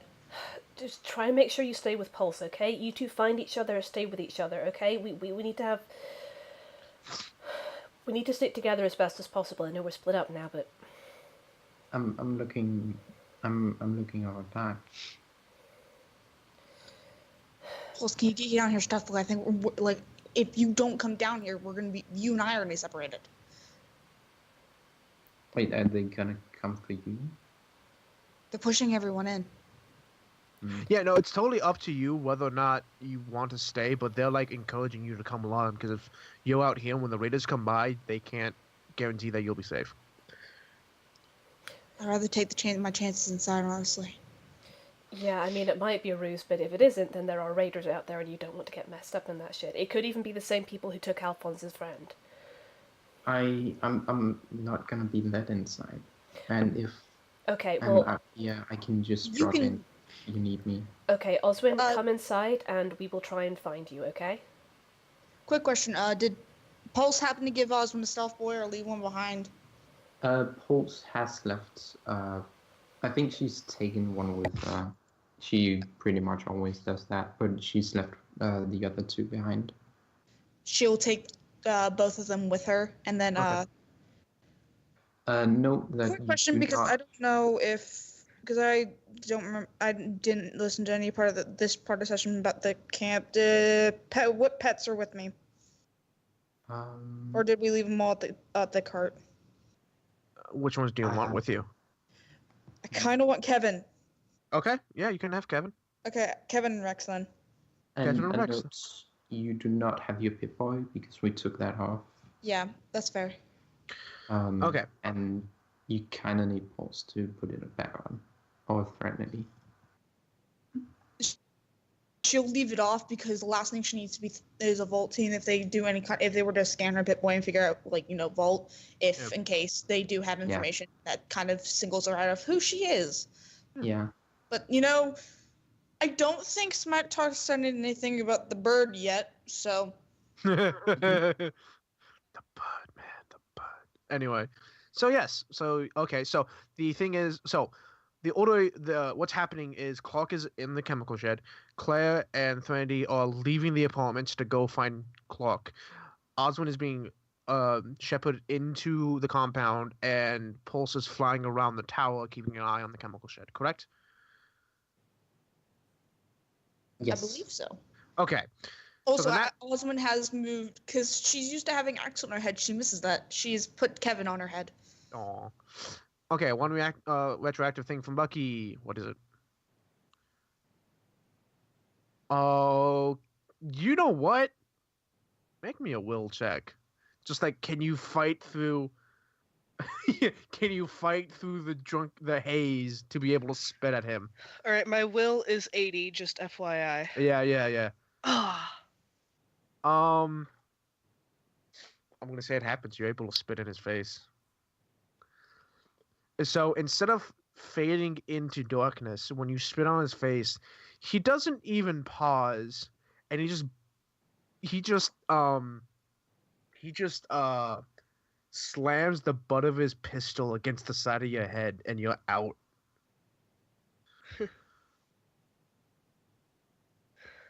So the nat 20 comes into play. Oh No, boy. we don't need Clark to have more brain damage than he already does. Yeah, that's true. That's true. But he already does. Yeah. You're dead. So the not at the very top of the tower, but partway down where there's like where the building itself gets a little bit smaller, so there's like this wide catwalk around the skyscraper. Everyone outside, so including Thren, so everyone but Bucky, everyone but Clark can see that they have these giant like spotlights that they would have to like grab people's attentions or make sure a large area is covered in light. Just they turn on, and as one of them turns on, Pulse is right smack dab in the middle of the light, and they see her.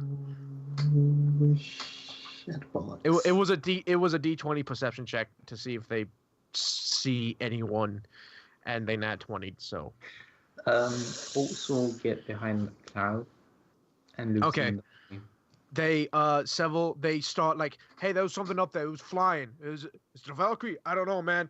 And they start searching for you in the clouds. Oswin quickly just presses her earpiece, kind of tries to be stealthy about it. Just like, "Pulse, get out of there now. Pulse? That's all you get. Because of Can the you hear wind. me? Claire. No, it's not wind noise. It's static. Yeah. Thren, do you hear me? You hear nothing. Well done, well done. We're dead! It's almost like Raphael planned it all. Oh. I legit... No, I'm not gonna say it now. So they're searching for you. Are you gonna stay in the clouds, or are you gonna try something, Pulse? Pulse is gonna try to evade and I gotta then pee. still Be right back. find a way to keep tabs on the others. That's the thing. If you try talking to anyone, you get static. And like as you're like dipping out of the clouds, they're actively searching for you. They know you're up there somewhere. So they might spot you again. Okay. And-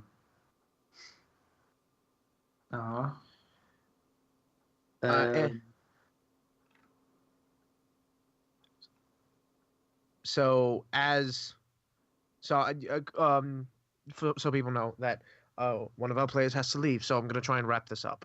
Okay. I know a lot of things were happening at once, and a lot of it kept happening. So as Claire and Threnody are running across the apartment, running through the apartments, trying to stick to the shadows, or are y'all even trying to be sneaky at all?